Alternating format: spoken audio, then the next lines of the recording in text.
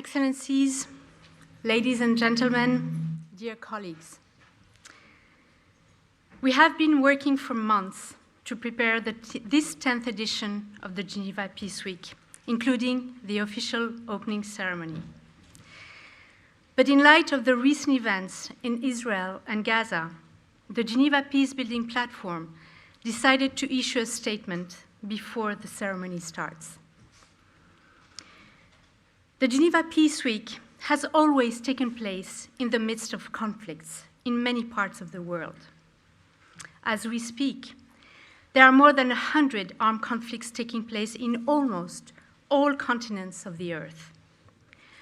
All these situations are equally tragic.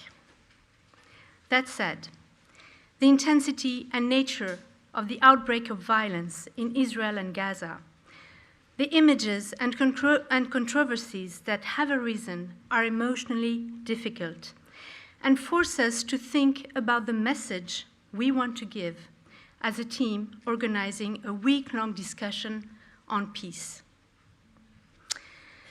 The message the Geneva Peacebuilding platform, as well as its core partners, would like to convey is clear. In this context of ongoing violence in so many parts of the world, we have in mind the victims, all of them, and everywhere. For it is certain that victims of armed conflicts only wish for one thing: to be able to live, and to live in peace and dignity. We are therefore convinced that it is essential to continue discussing and showcasing the efforts that international organizations, governments, and the civil society undertake on a daily basis to prevent conflict, ensure respect for human rights, and strengthen the conditions of a lasting peace, and to do it here in Geneva, the city of peace. Last year, in the context of the conflict in Ukraine, participants of the Geneva Peace Week reminded us that peace is possible. Peace is still possible today. But we are not blind to the tragic events unfolding before our very eyes, nor to the risks of a dramatic escalation in the region. It is thus crucial to state a basic moral precept: the end never justifies the means. And it is obvious that in armed conflict, respect for international law is and has to remain the moral compass, the essential and vital means through which any form of lasting peace can exist. Thank you.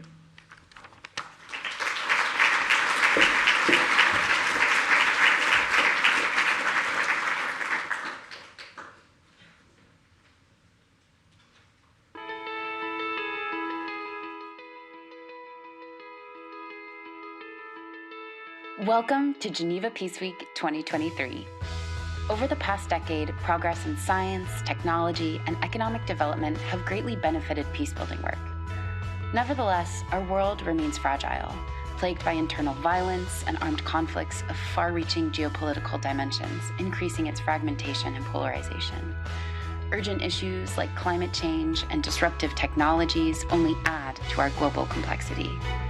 As we strive to navigate these challenges, it's crucial to restore trust and faith in our institutions, but more importantly, in each other. The overarching theme for the Geneva Peace Week 2023 is Building Trust, Building Peace, an Agenda for the Future.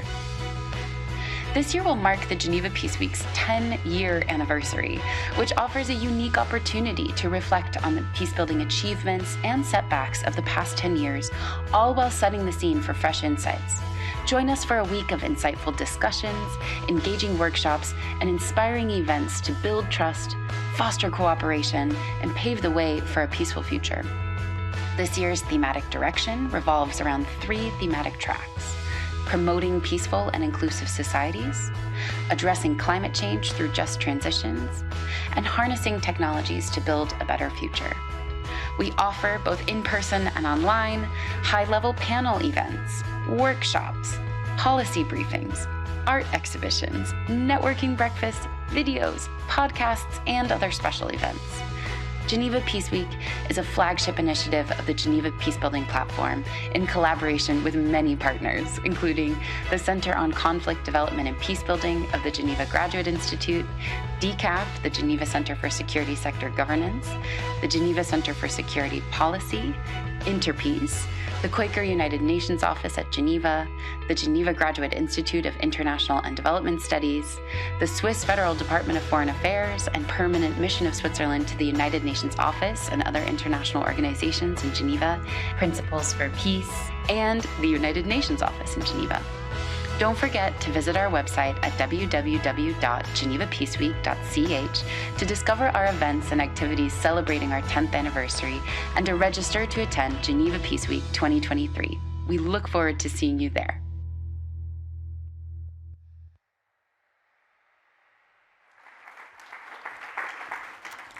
Good afternoon, everyone, and welcome to the opening ceremony of the 10-year anniversary of the Geneva Peace Week. My name is Julie Kummer. I'm a journalist, and I'm so happy to be your host today.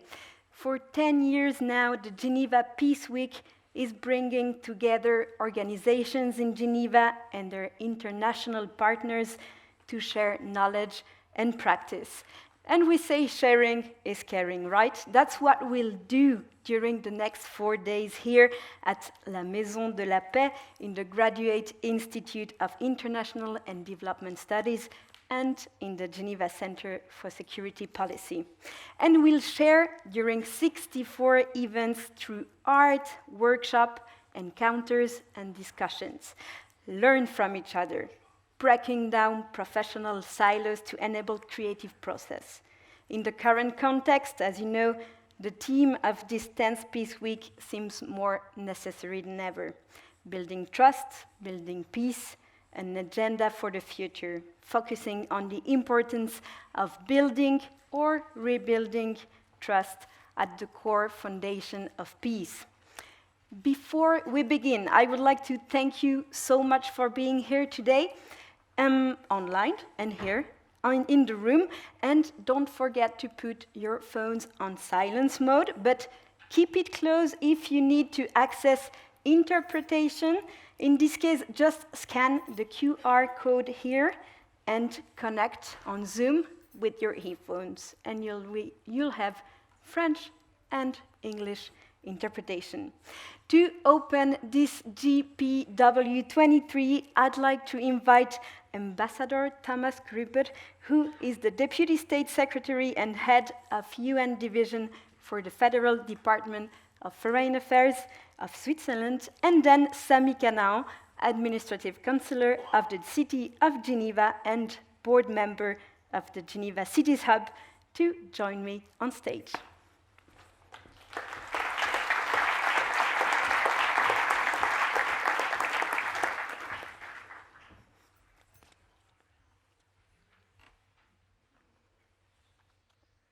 Monsieur le conseiller administratif, Excellences, chers et chers collègues, mesdames et messieurs, construire la confiance, construire la paix, un agenda pour l'avenir.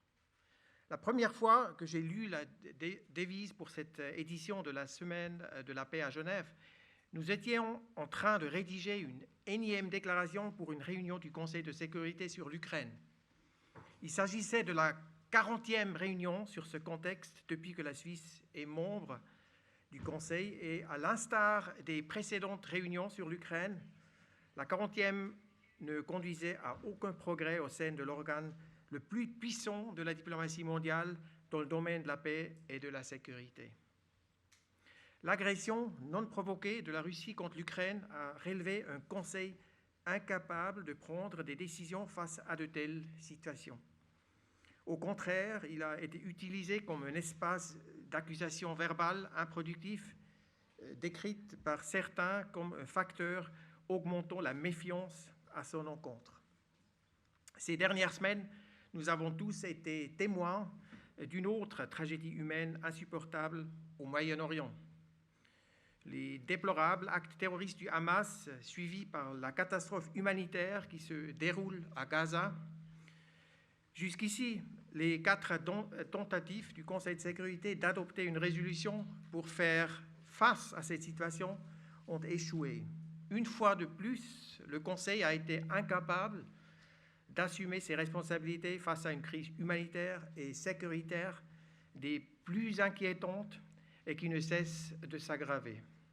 Cet échec est encore une fois dû aux antagonismes géopolitiques et aux racines historiques de ce conflit, mais également au niveau de méfiance sans précédent régnant entre les grandes puissances. For an elected member of the UN Security Council like Switzerland, experiences such as the ones I've just described come with a lot of frustrations and sometimes deep anger. However, as frustrating as such experiences may be, we must continue to address the shortcomings we identify, the dysfunctional dynamics in places like the Security Council.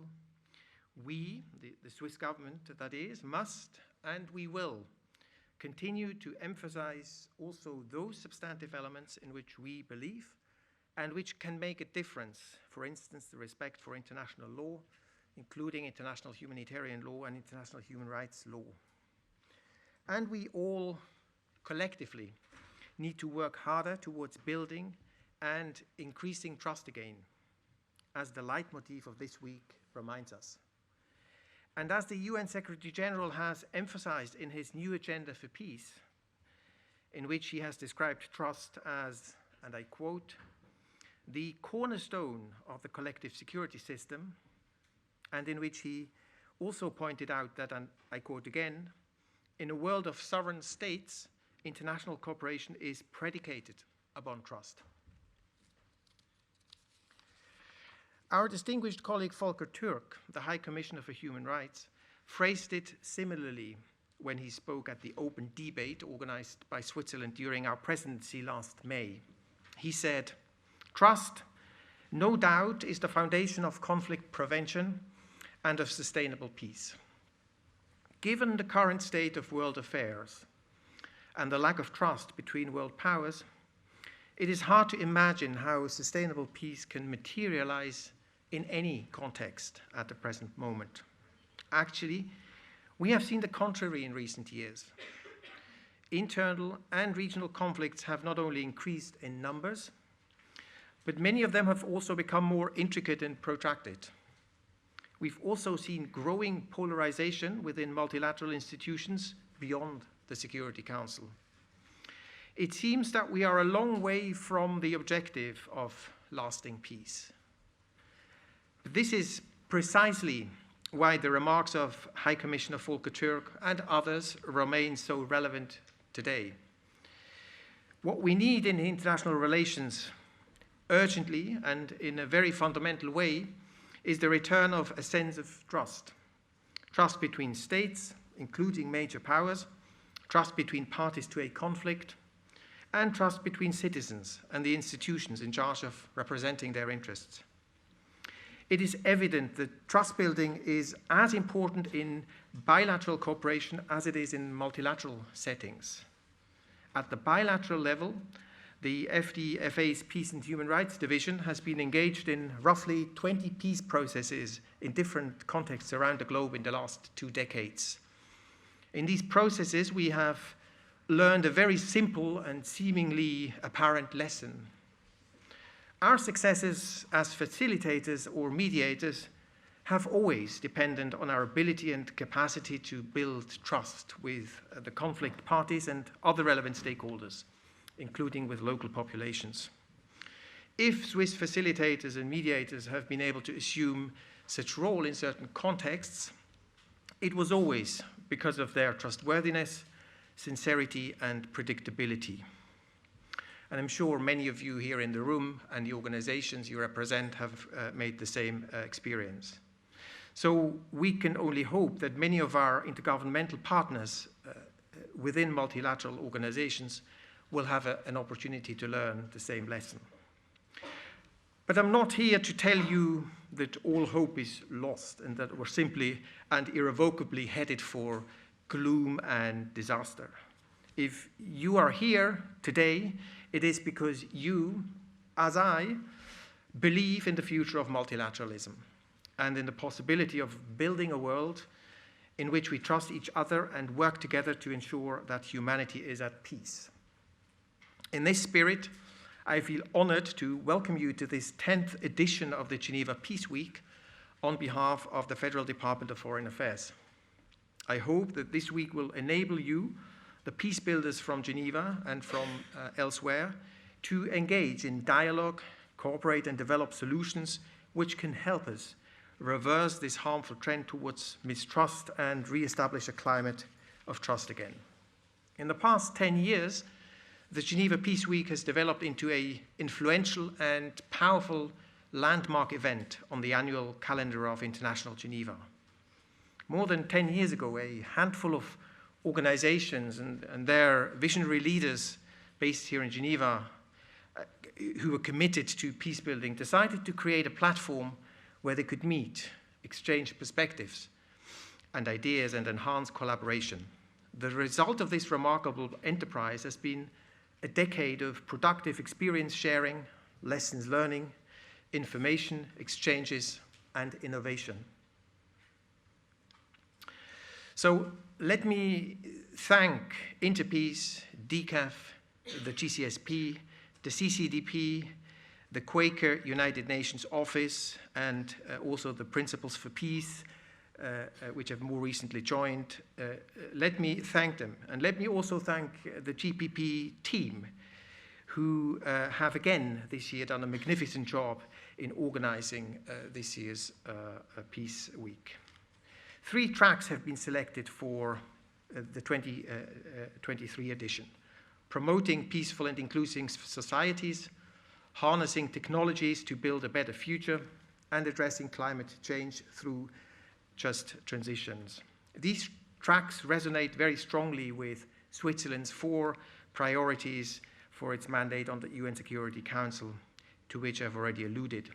Our priorities there are building sustainable peace, protecting civilians, enhancing effectiveness, and addressing climate security.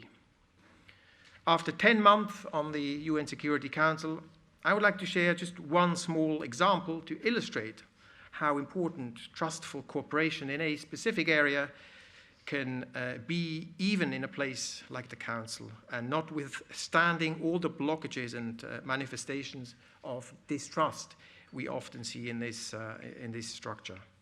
Let me take the example of climate and security as it relates to one of the thematic tracks of this Peace Week. By working tirelessly with trusted colleagues from other delegations in New York, Bern, but also Geneva, Switzerland has been able to significantly strengthen the focus on climate in 3 important UN mission mandates: UNMISS in South Sudan, UNAMI in Iraq, and BINU in Haiti. Obviously, incorporating a few lines in a particular Security Council resolution does not end a conflict, nor does it reverse the negative impacts of climate change. But as an elected member of the Council, we have come to learn to cherish small steps in the right direction, because they can have an impact, modest as it may be, and because they slowly and incrementally build and can lead to greater confidence and trust, thus preparing the ground for subsequent positive process steps.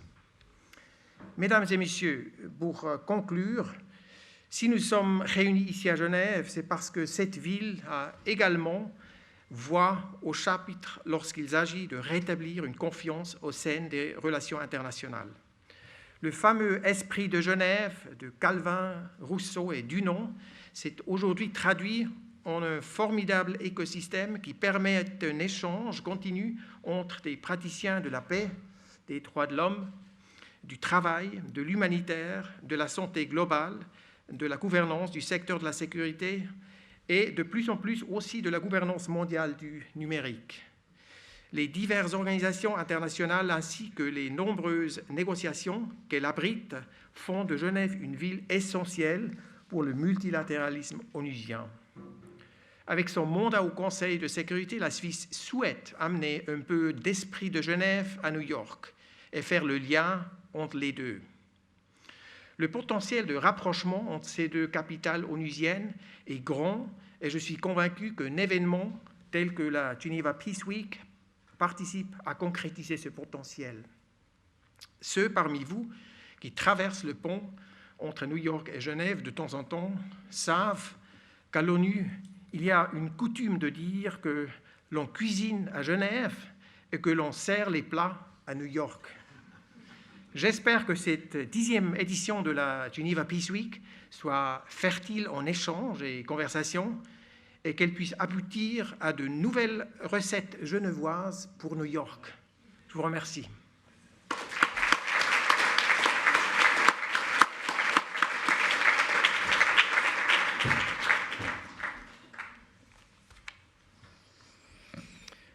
Bonsoir à toutes et tous. Il y a de très nombreuses personnalités de haut rang dans la salle, donc permettez-moi simplement de vous saluer en vos titres et fonctions et de vous dire, Excellences, Mesdames et Messieurs, chers collègues et amis, déjà de remercier la Geneva Peace Week de donner l'occasion à la ville de Genève de participer à cette cérémonie inaugurale et notamment de vous adresser la parole sur le rôle des villes ou simplement au sens large des centres urbains.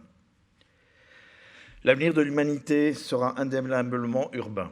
Aujourd'hui, la moitié de la population du monde, bientôt 70% de la population du monde vivra en milieu urbain. Mais c'est vrai qu'on a encore relativement peu discuté le rôle des gouvernements locaux, en particulier en lien avec la paix. Et je remercie vraiment et je félicite la Geneva Peace Week de dédier son programme à cette dimension-là. Et je suis très honoré de pouvoir y contribuer. Je vais vous articuler mon intervention sur deux questions qui sont liées.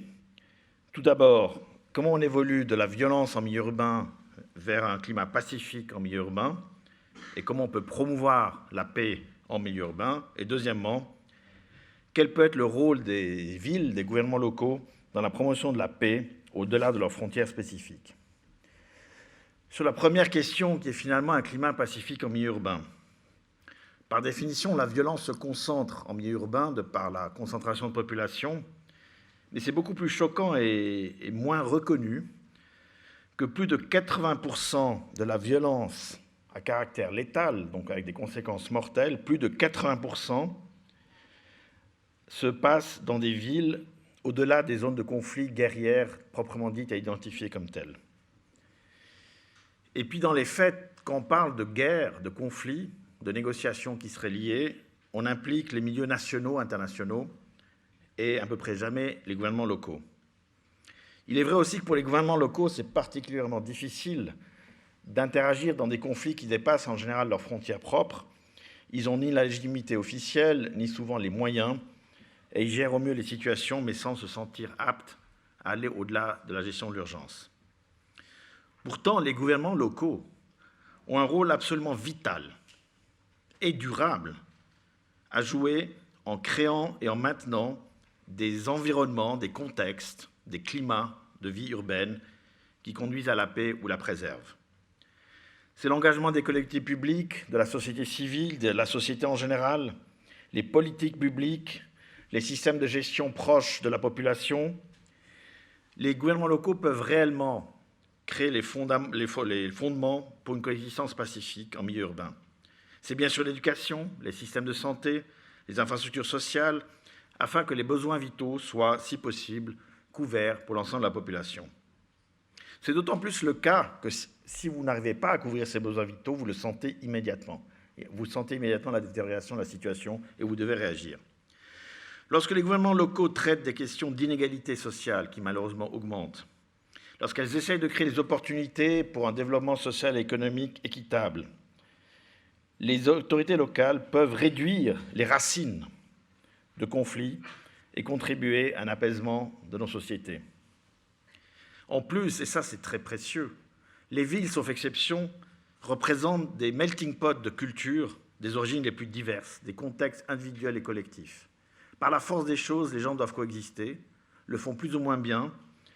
Si je peux me permettre d'être très politique, si on regarde les élections récentes en Suisse ou ailleurs, les partis qui sont contre les migrants, pour le dire ainsi, font leur succès avant tout dans des régions où il y a très peu de migrants. En Suisse, vous regardez la carte, et sans prendre position sur le fond, c'est une réalité documentée. Lorsqu'on a l'habitude de vivre dans des contextes multiculturels, je ne dis pas que tout est facile, loin de là. Il y a des discriminations, il y a des inégalités, mais c'est en moyenne moins compliqué que lorsqu'on n'a pas l'habitude. Et les villes travaillent beaucoup là-dessus. Et comme souvent dans ce genre de cas, les actions qui marchent ne sont pas celles qui se voient le plus parce que ça marche. C'est lorsque vous avez des problèmes, évidemment, que vous devenez conscient des problèmes. Du coup, dans le cadre de conflits armés, la violence qui touche les villes est souvent très forte, beaucoup plus forte qu'ailleurs, par un effet de masse.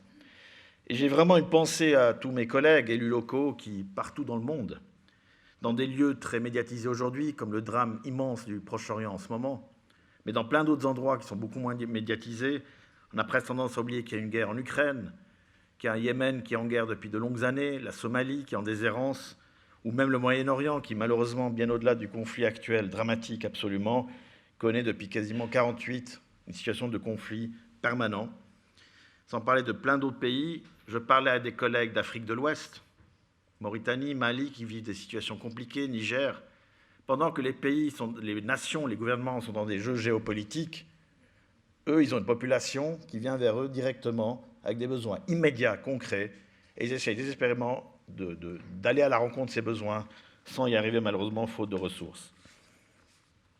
Nous avons à la fois comme obligation et comme vocation les gouvernements locaux à contribuer pour créer des communautés, comme on dit, communities, des territoires qui soient aussi pacifiques, inclusifs que possible, même lorsqu'il y a, proche ou même dans les villes, des conflits globaux qui sont difficiles à gérer.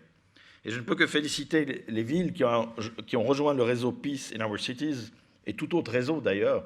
La ville de Genève est notamment membre de Cités et gouvernements locaux unis, UCLJ, qui est un peu l'ONU des villes, ou de l'Association internationale des maires francophones, qui vient de tenir son assemblée générale à Cotonou, au Bénin, juste à côté du Niger, et où les maires ont toutes et tous dit, au-delà des gouvernements que nous avons des besoins immédiats à couvrir.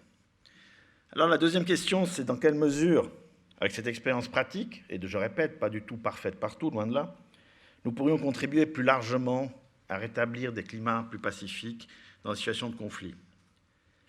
De manière générale, dans la gouvernance internationale, et c'est une thématique qui est très forte en ce moment, de plus en plus de gens sont conscients qu'il faut inclure les gouvernements locaux de manière large dans la gouvernance internationale pour amener à la fois des expériences de terrain très concrètes. Comme je dis toujours, les gouvernements locaux sont aux premières loges de la réalité de leur population, ne peuvent pas esquiver les questions et parfois sont innovants dans les solutions. Donc ça inclut aussi des processus de préservation ou de reconstruction de la paix. Nous sommes dans les faits des laboratoires, les villes, avec des bonnes et des mauvaises expériences qu'il faut exploiter le plus possible. Pour ceci, il faut absolument trouver les espaces institutionnels où ces expériences peuvent être partagées dans des processus qui sont traditionnellement internationaux, c'est-à-dire entre les nations et les gouvernements nationaux. Et le système onusien est basé, par définition, évidemment, sur les États membres. Mais il a aussi appris à inclure d'autres acteurs. Ça peut être les organisations non gouvernementales, le milieu académique et ainsi de suite, le milieu économique. Il faut aussi qu'il y ait une place pour les gouvernements locaux. Nous pouvons amener des expériences en matière de médiation et de dialogue, d'insertion, et ainsi de suite, j'en ai parlé. Et aussi peut-être contrer la dimension parfois et souvent toxique de la globalisation du numérique, c'est-à-dire des réseaux sociaux. On le voit de nouveau avec ce conflit au Proche-Orient, mais c'est le cas dans plein d'autres choses, ça a été le cas pour l'Ukraine. C'est génial Internet, c'est génial les réseaux sociaux, mais ça met tout au même niveau, à l'échelle planétaire, et plein de spécialistes disent qu'il faut réancrer la discussion localement, sur le plan humain, pour recréer des repères qui ne soient pas juste une espèce d'immense marécage de choses qui sont, pour la grande majorité, fausses ou en tout cas toxiques. Et les villes essaient de collaborer sur le plan international. Alors évidemment, c'est compliqué parce que vis-à-vis de nos parlements locaux, ce n'est pas l'international qui est prioritaire. Mais nous essayons de le faire et d'expliquer pourquoi c'est important de le faire aussi pour le bénéfice local. Un exemple historique qui avait failli perdre son importance, qui est redevenu essentiel, le réseau Mayors for Peace. Il a été créé par les villes de Hiroshima et Nagasaki, vous pouvez imaginer pourquoi. Et il se bat statutairement avant tout pour l'abolition des armes nucléaires. Il a élargi son rôle en général à des questions de préservation ou de développement de la sécurité, et notamment face aux armes de destruction massive. Ce réseau a repris malheureusement son importance vu les menaces dans ce domaine. C'est un réseau auquel la ville de Genève participe également. Alors que, pour terminer, je dirais, nous nous préparons au Global Refugee Forum qui a lieu à Genève en décembre 2023. Là aussi, j'espère des recettes de cuisine qui pourront être ensuite envoyées à New York. Là aussi, il y a un volet qui est dédié aux gouvernements locaux. Je crois que la paix naît vraiment sur le plan local.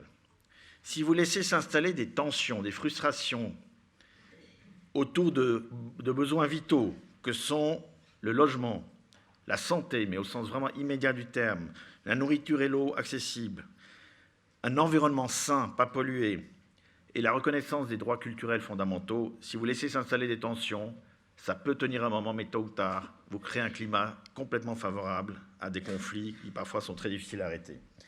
Il faut recommencer à soigner aussi les approches bottom-up pour l'inclusion sociale dans les villes, y compris avec les mouvements de population dus souvent à des conflits ou à l'urgence climatique et à plein d'autres raisons. Donc je pense que là aussi nous aurons une occasion en décembre de débattre de ces questions, de voir comment recréer de la confiance aussi pour des conflits même extrêmement aigus comme ceux que nous vivons aujourd'hui. Nous nous réjouissons d'y participer et je crois qu'il y aura une journée dédiée aux gouvernements locaux au Global Refugee Forum. C'est un exemple parmi d'autres comment nous pouvons participer à Genève à ces fameuses recettes de cuisine qui seraient appétissantes et digestes, c'est pas évident, et notamment avec le Global Cities Hub qui a été créé sous l'appellation de Geneva Cities Hub que je préside et qui est une plateforme justement d'interaction entre la Genève multilatérale et les gouvernements locaux. Nous n'avons pas beaucoup de ressources pour ce travail, ça c'est clair, mais nous le faisons volontiers. Donc je remercie encore une fois pour terminer la Geneva Peace Week et tous ses partenaires pour créer cette occasion et je souhaite des échanges très fructueux. Merci beaucoup.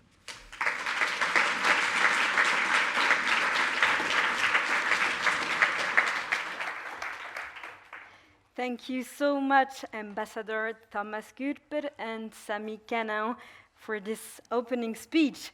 We remember the need of the return of a sense of trust and that local governments have an important role to play in peace building. I told you before, art will have a special role in GPW 23. You'll be able to see two exhibitions during the week, one in the conference center about the art of equality and another one in the Geneva Center for Security Policy about United Nations peace missions. For now, I propose a musical journey with Anas Habib. Anas Habib was born in Fez, Morocco, where he gave his very first solo concert at the age of 12. He studied music in Syria, Lebanon, and France, and became an expert of ancient and classical Arabic music and a specialist in field of Aramaic and very old Christian chant. We are very lucky today because he composed song specially for us. Please give Anas Habib and his musician Shadi Hashem a warm round of applause.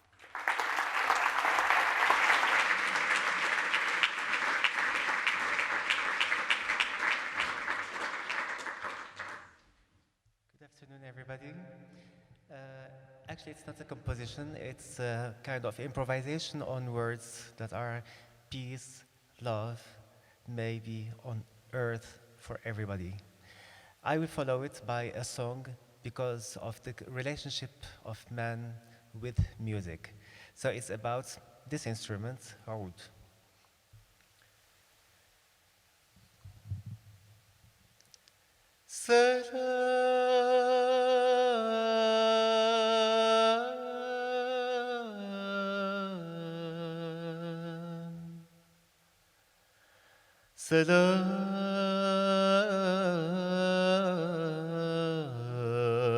سلام ومحبة سلام لكم جميعا من قلبي سلام لكل الأرض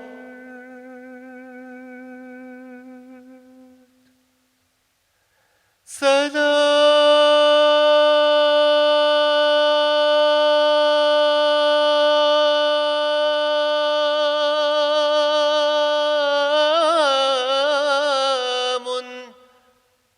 للضعفاء للحزانة للمقهورين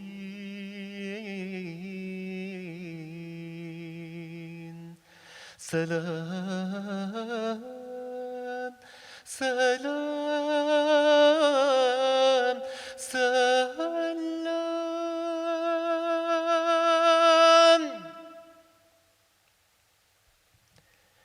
يعود يرفيق السهر يعود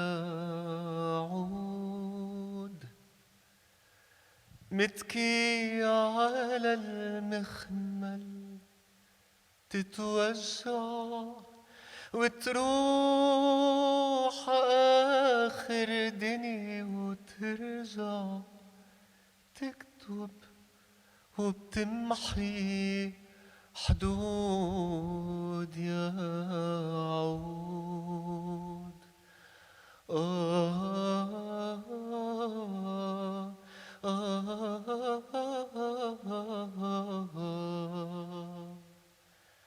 حكيلي عالسهريات بقصور كلها رخام ونوافير وتشعشع الغابات عخصور تتلوى وحرير يطير بحيرات مي ونار وصوتك يشتق نار يشتي حلا خير وزنابق سود يعود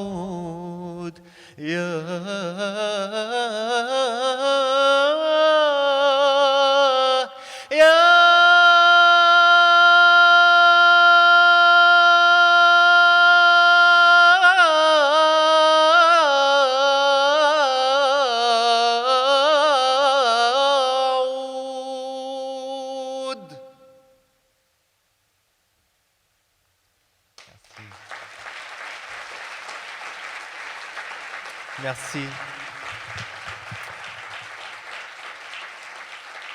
Merci. Yaoud was a song that was written by the Rahbani brothers and sang by the Diva of Lebanon, Fayrouz. The next one is a song for the mother, but not only the mother as a person, but mother as motherland. And it was composed by Lebanese singer and composer Marcel Khalife, and the poem by Mahmoud Darwish. And Shadi Hashim will play with me, the oud.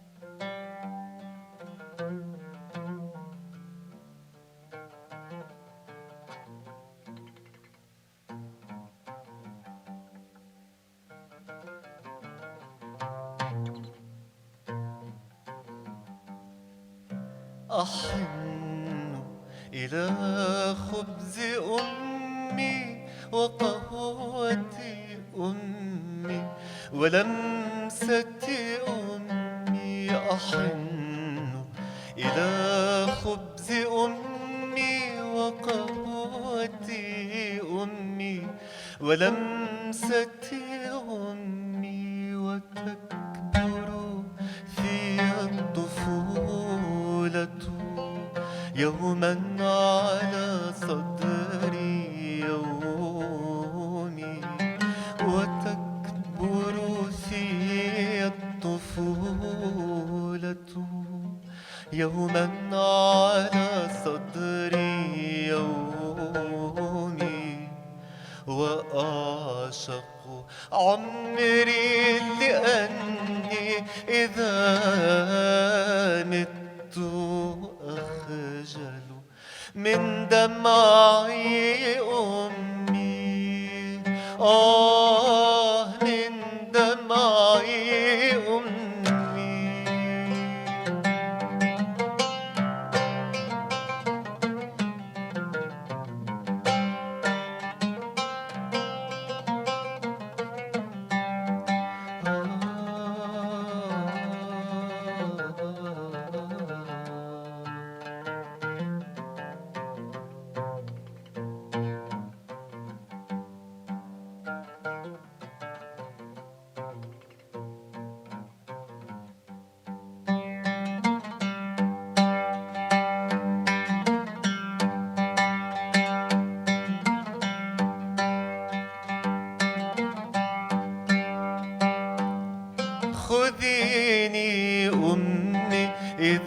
عدت يوما وشاحا لغذبك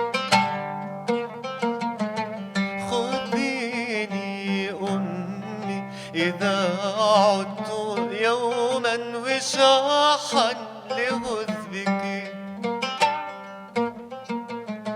وغطي عظامي بعشب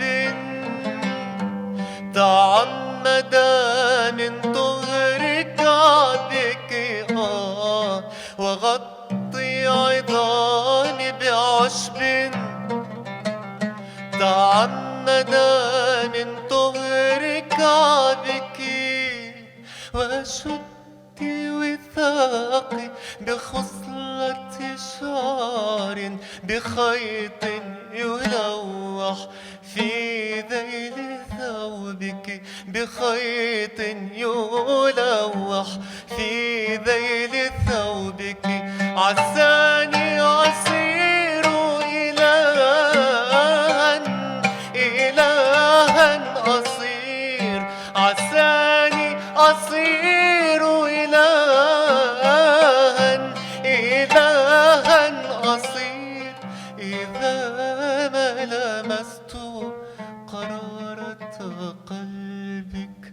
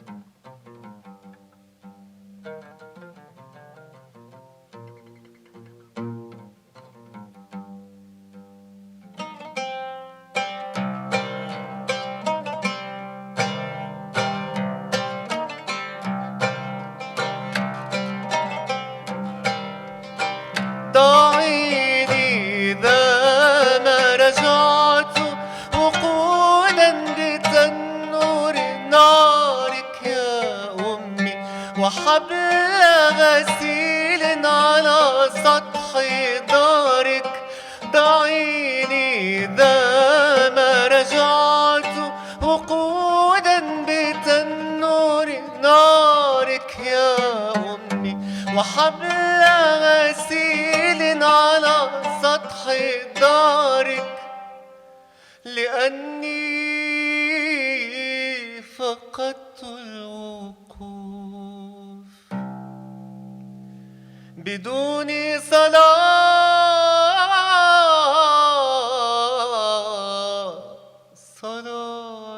نارك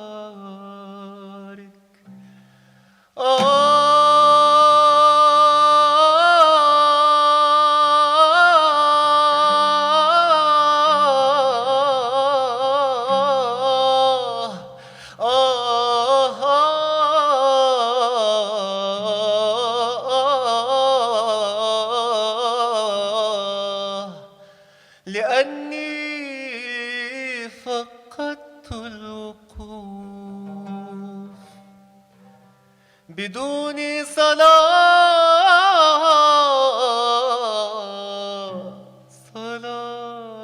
نارك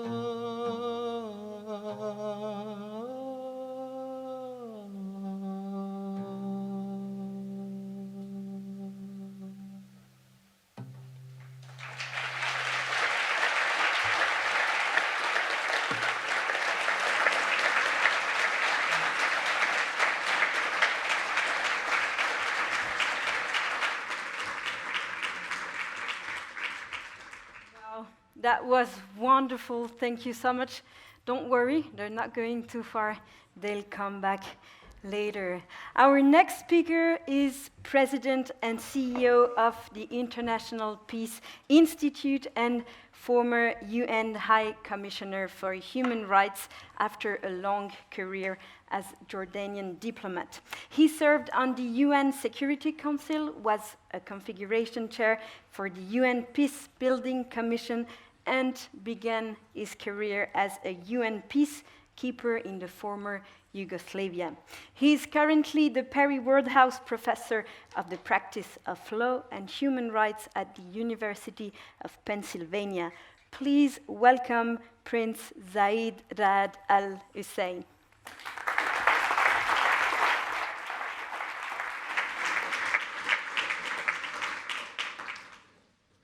Thank you, Julie, for that warm welcome. It's always difficult to follow a musical presentation, especially this one.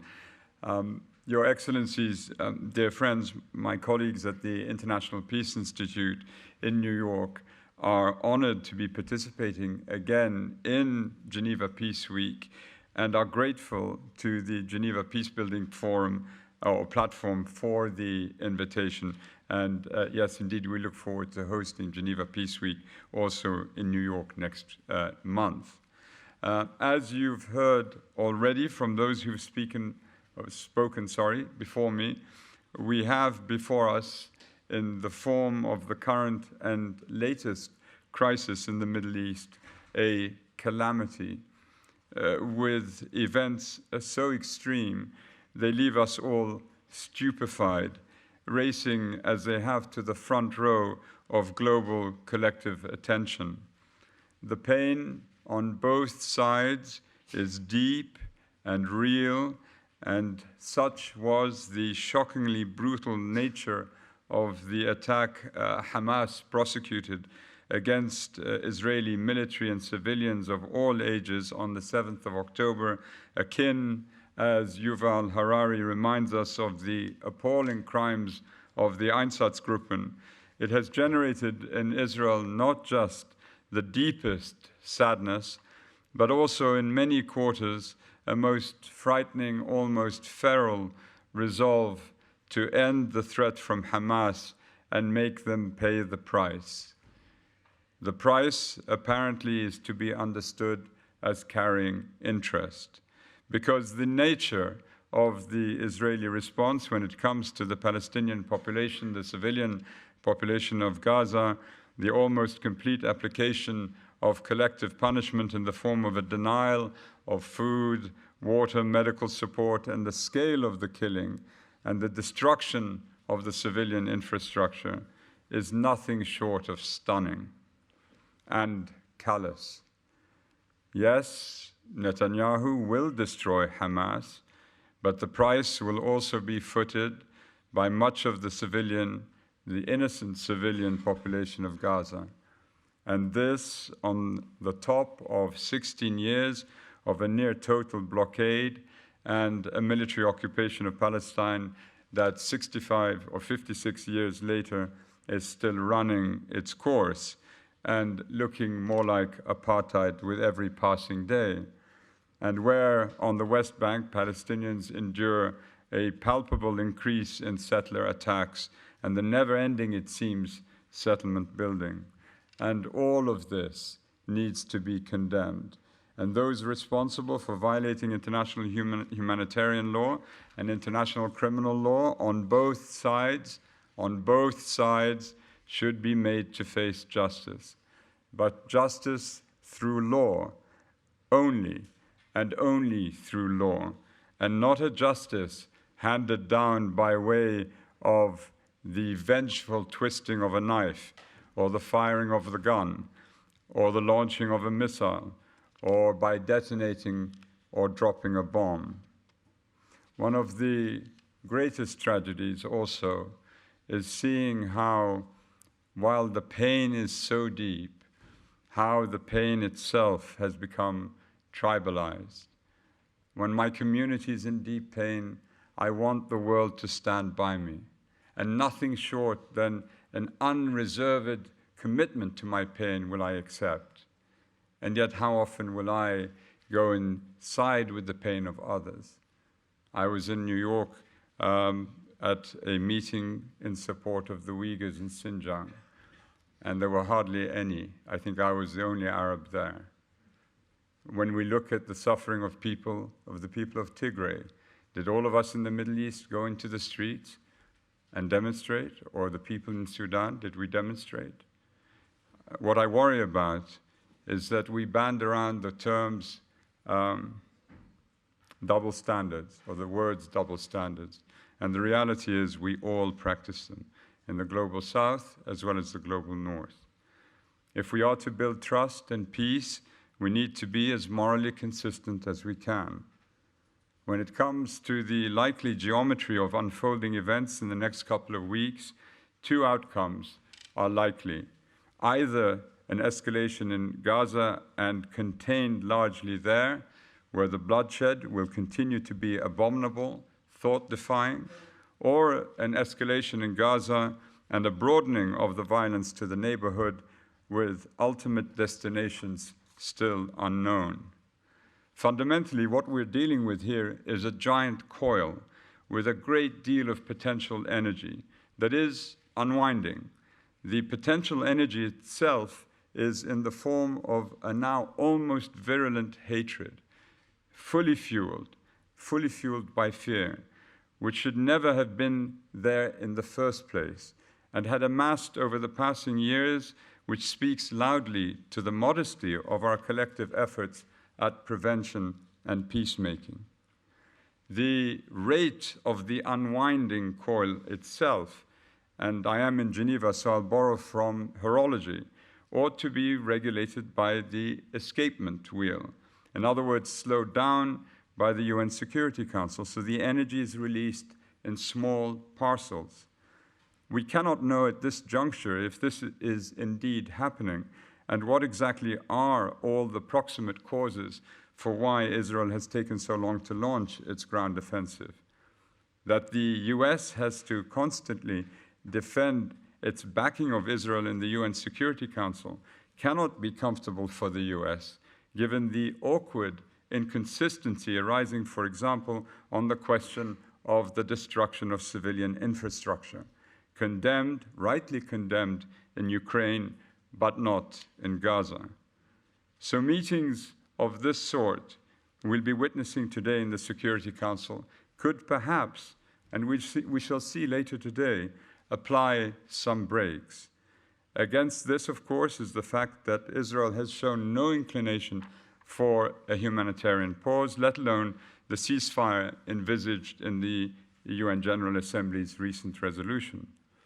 And the broader concern is that after years of there being no criminal accountability for atrocities perpetrated in any direction, and no resumption of serious peace talks involving the Palestinians since 2014, when these 2 points are combined with the vetoes cast by permanent members of the UN Security Council, whether over Syria, Ukraine, or Israel-Palestine, which are often deeply corrosive when it comes to the authority of the Council, vetoes being the companions of moral inconsistency, all of it leaves the teeth on the escapement virtually worn out. And so an explosive spillage may well occur, or slippage may well occur, prompted by another unexpectancy. And the UN Security Council could well prove itself subsequently incapable of preventing Hezbollah from fighting or from firing many of its 115,000 rockets it now has, or to stop the settlers from doing something outrageous, wherein an existing momentum is given further impetus, and what we will be faced with is a religious confrontation of an order never experienced before. When added to the terrible Russian invasion of Ukraine and the long list of conflicts churning away, which was spoken of earlier, which we should never forget, the door is still more open, or the door to still more violent solutions elsewhere swings even wider. And this slippage of the wheel has, of course, happened before. Manchuria, 1930, 1931, Abyssinia, 1935, the Spanish Civil War, 1936, the Rhineland, 1937, the Anschluss in Sudetenland, annexation of Czechoslovakia, 1938, and Poland, 1939. The League's Executive Council and the General Assembly powerless to prevent them. We simply cannot allow it to happen again. Ultimately, the UN cannot continue to be an organization unconnected to its charter. There are only 2 articles of the UN Charter that are foundational, Articles 1 and 2. The rest, critical as they may be, are only supporting articles, and much of those, or many of those, are being observed in the breach only. So 2 articles. What therefore separates us from a condition of global anarchy are 2 articles. They must be valued and embraced again. In other words, the teeth on the escapement must be reapplied. And if we manage to survive all of this somehow, the mainspring should not be allowed to store up so much potential energy in the form of hatred and grievance, whether in this crisis or any other crisis. Easier said than done, I know, but the done part is preferable to the anarchy that will flow from those 2 articles of the UN Charter being sidelined. Building trust and building peace can only be achieved if states hold themselves and expect others to do the same to one set of rules, applicable to all. It's that basic and elemental, and peacekeeping must become a core part of what a new UN would look like. It has been lost or left out and must now be recovered. There is much for us to do. The world is now becoming an open wound. Let us all apply ourselves to close it together. And I thank you for your attention.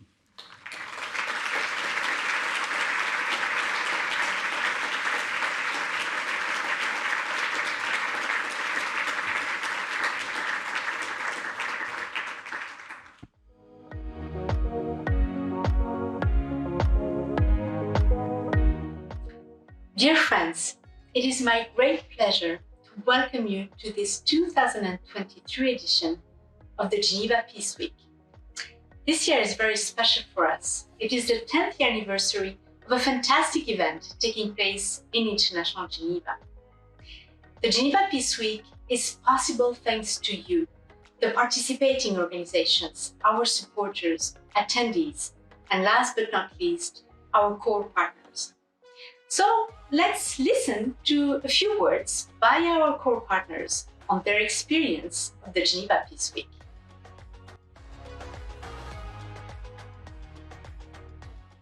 Ten years ago, the Geneva Peacebuilding platform, Interpeace, the Swiss Permanent Mission, and the United Nations Office at Geneva came up with the idea: what if a group events on different aspects of peace into 1 week?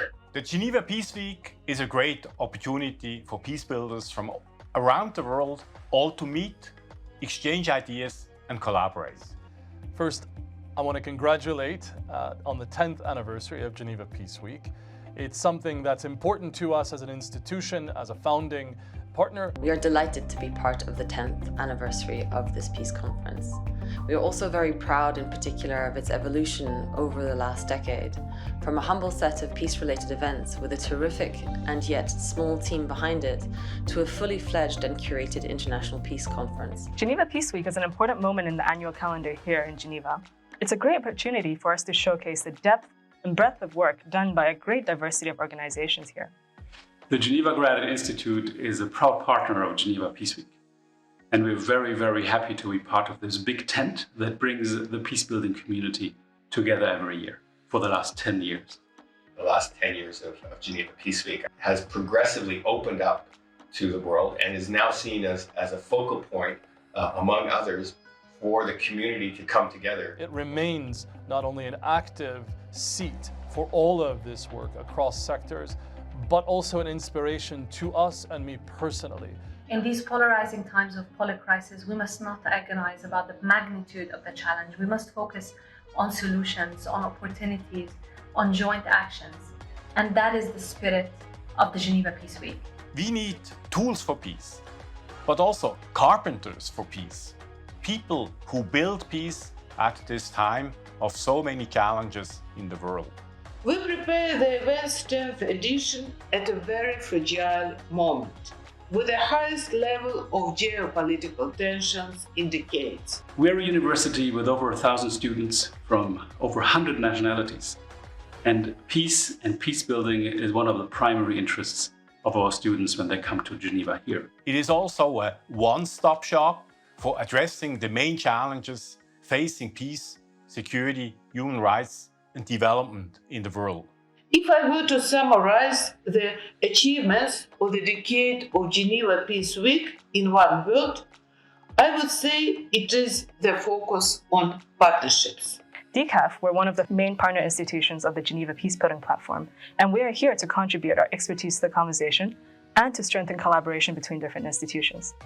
And we embody that philosophy both in our governance and how we operate through partnerships. We bring together a global coalition of 120 organizations. CUNO is invested as a long-standing board member of the platform because we see the collaborative opportunities that the Geneva Peace Week offers for participants as an important way of realizing synergies and ensuring that overall contribution of each organization is greater than the sum of their individual efforts. And this is why we think Geneva Peace Week is a fantastic opportunity to build the next generation of peace builders. That's the type of contribution in these 10 years that Geneva Peace Week has done, in line with the strong tradition of contributing to more harmonious relations between states and communities throughout the world. We look forward to engaging with you in the coming days and wish you an inspiring 10th anniversary of Geneva Peace Week.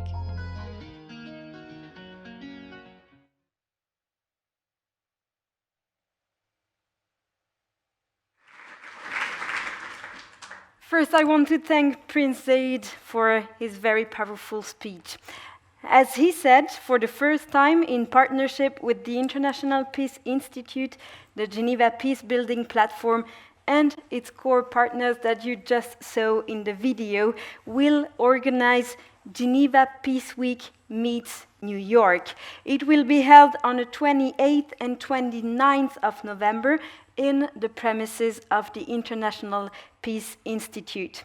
As a contribution to the preparations for the Summit of the Future in 2024 and the review of the peace-building architecture in 2025, Geneva Peace Week meets New York will provide an opportunity for the broader community of peace builders to discuss and expand the proposal for a new agenda for peace and generate ideas for its effective implementation.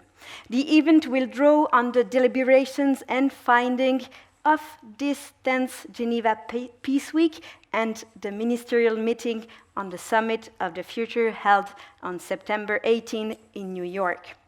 Adam Day, head of the Geneva office of United Nations University, has been nominated a rapporteur of this 10th edition of the Geneva Peace Week and will join the team in New York on the discussions of GPW 23.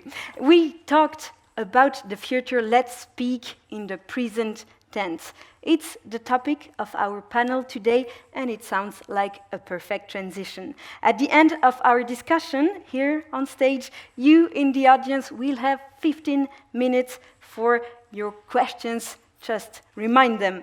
For this panel, I'd like to invite our three speakers to join me on stage with a warm applause.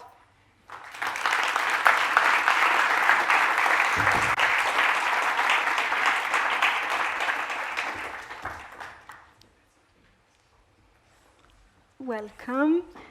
You can sit wherever you want. One of the three. Just choose.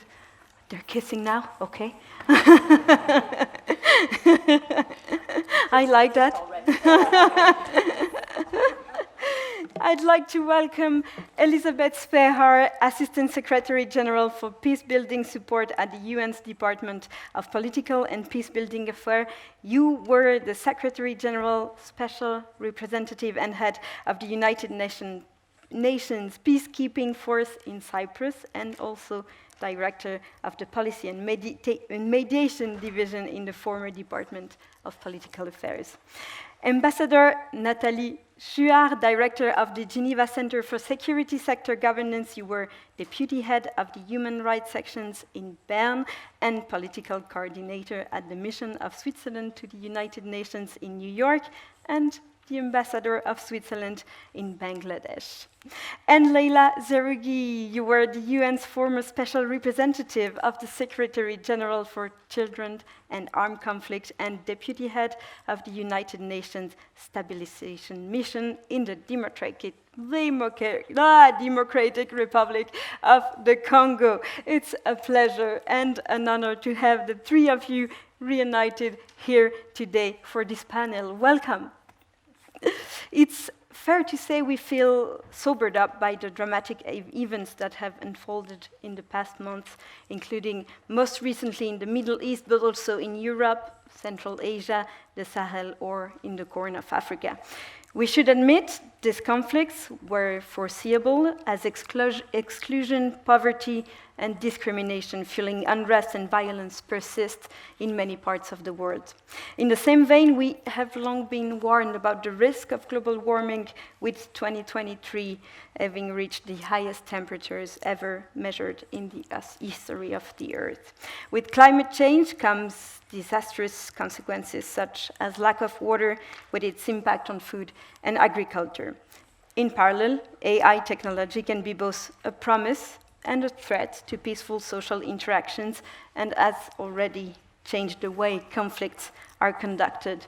In light of this, one could ask, is peace really at the core of the international agenda, or just a mere fantasy made up by dreamers like us here today? Elisabeth Spehar. Thank you for giving us such an easy question. My pleasure. Well, first of all, I really want to congratulate all of the partners of Geneva. Oh my God, you don't have a mic? Sorry, no, I do. Hello? Yes, sorry about that. I will rewind. Thank you. Yes. Sorry. First of all, I complimented you on the very easy question, and secondly, I wanted to congratulate all of the partners of the Geneva Peace Week on this 10th anniversary of this very important week. I think we can all agree that if we ever needed to talk about peace, it certainly is right now. So congratulations on this very, very important event and your 10th anniversary. In terms of whether peace is really at the core of the international agenda or whether it is just a fantasy, I would first say that certainly given everything we've already heard from our previous speakers, it would seem a very pertinent question with everything that's going on. You mentioned the ravages of climate change, which is also affecting peace and security, the record number of conflicts around the world, certainly very top of mind, the ongoing war in Ukraine, now the Middle East crisis that has flared up, and as Prince Zaid and others also pointed out, numerous other conflicts on almost all the continents that we cannot and should not forget. So one would not be remiss in thinking that, yes, that's a question that we need to explore.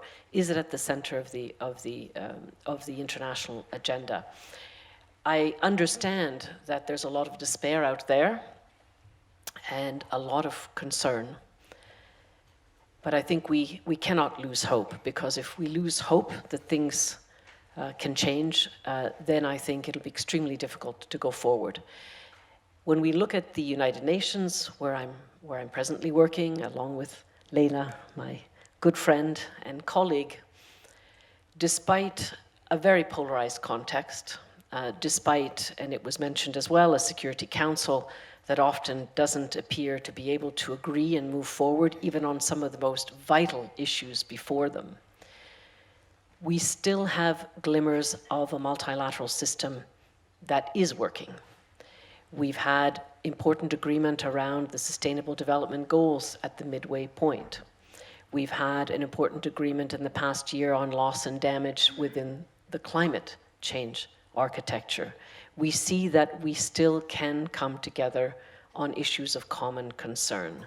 And that, at least, is a baseline for us also to try to come together more around peace.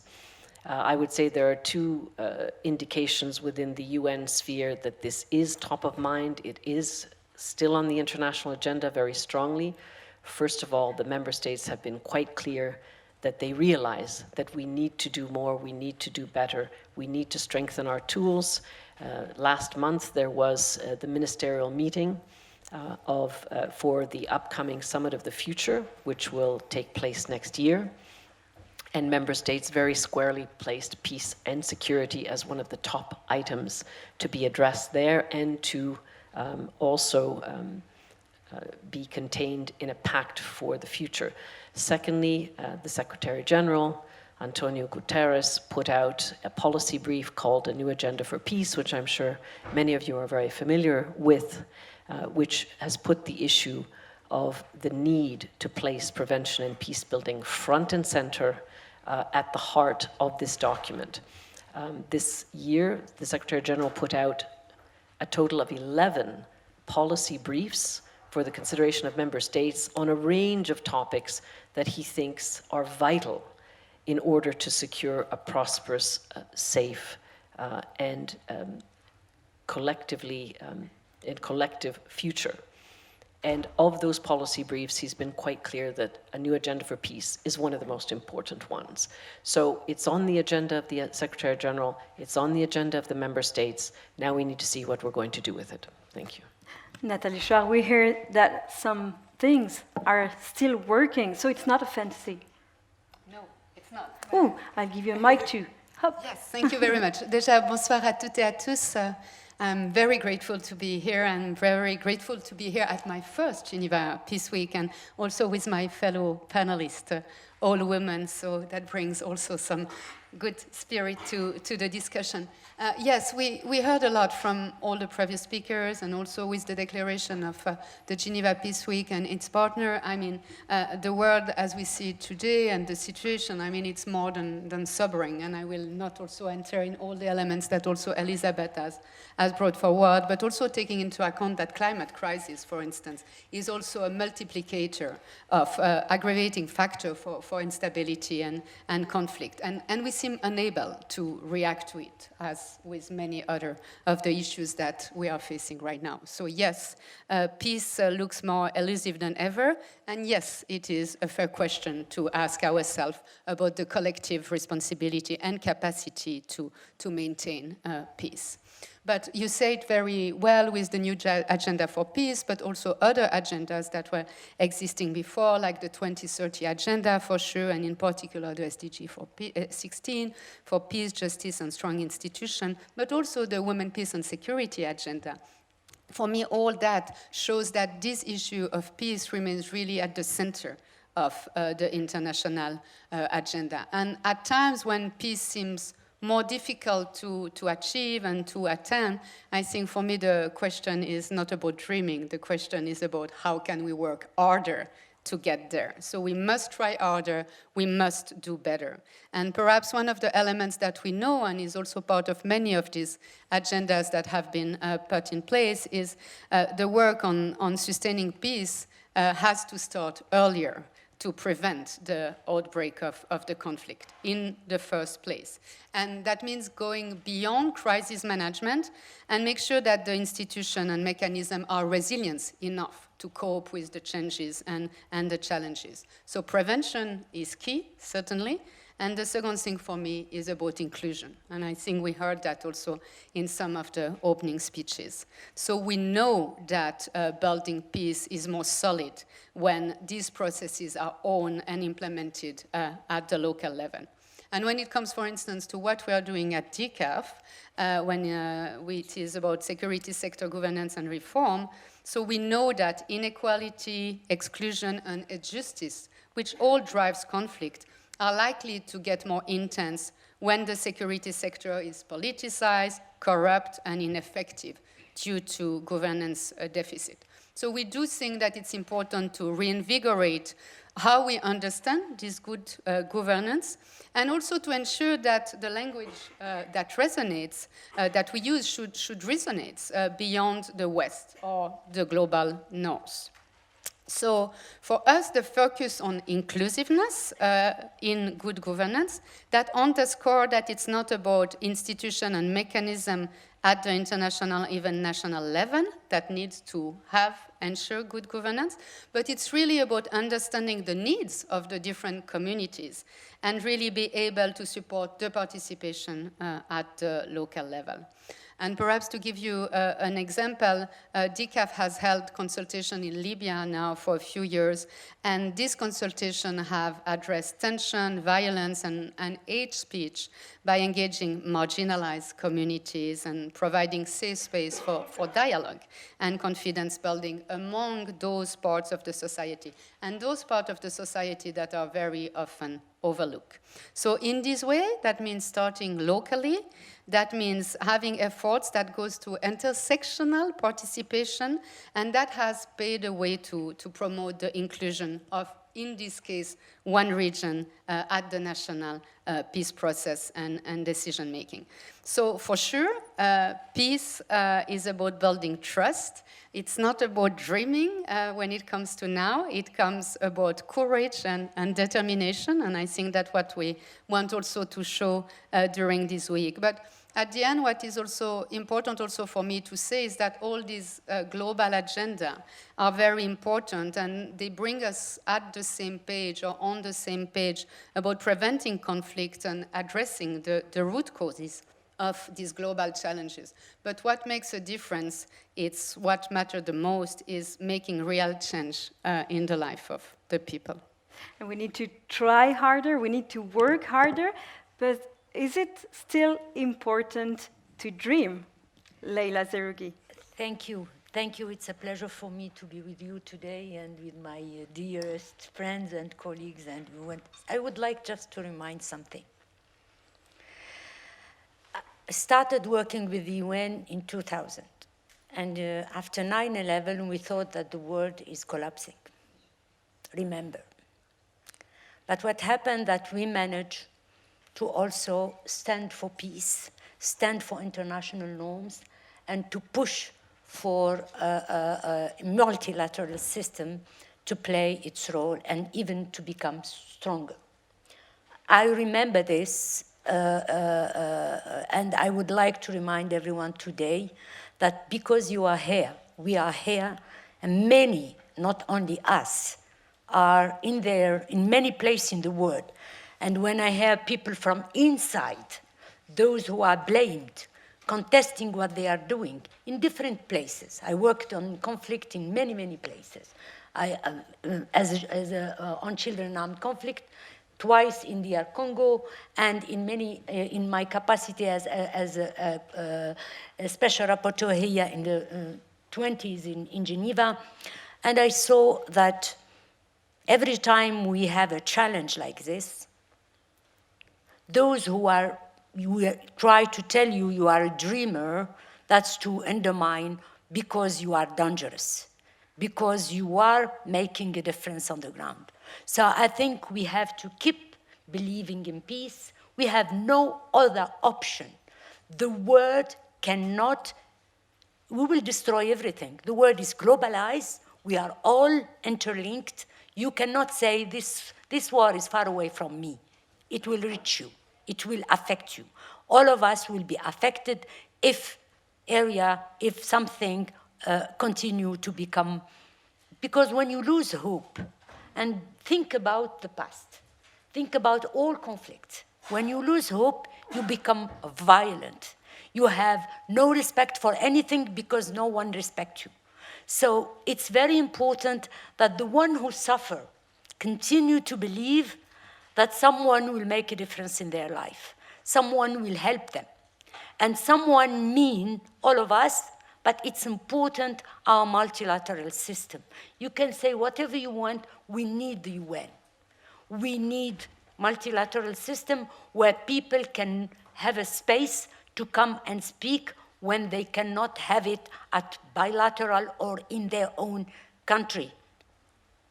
Because the multilateral system rely on the national system. The injustice could be also interstate or interstate, inside or outside, and they are interconnected. And when you don't have any more confidence, then you become violent and you will not be stopped, and you can do a lot of harm. And that's what I always say to when I was working to the UN, we have to stand to defend international norms, because these norms are not something that someone brought. It's rules. For example, I'm coming from a country that when the Charter was adopted, we were not there. A continent, my whole continent, we were not there. The one who are questioning it today are the one who adopted it. Africa, there were 3 countries: Liberia, Ethiopia, 2, and Egypt, 3. All of us were under colonization.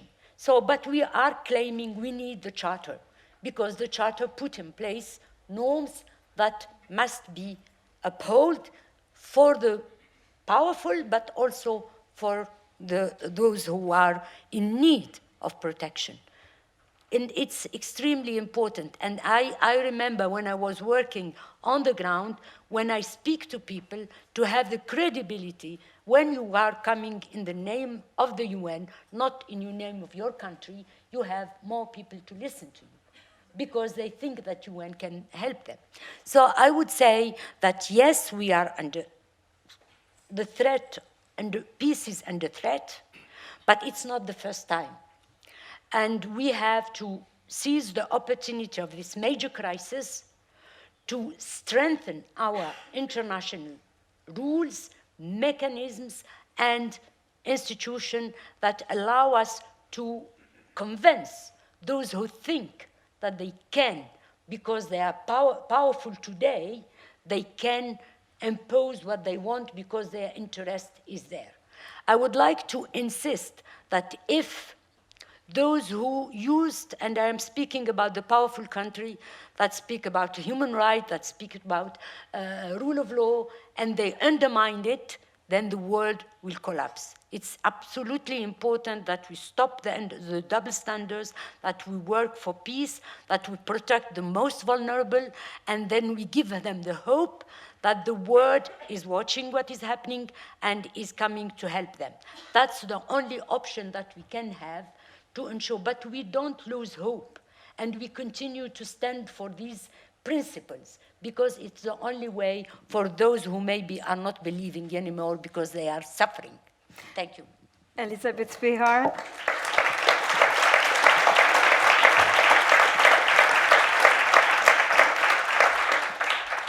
We hear Leila Zerougi.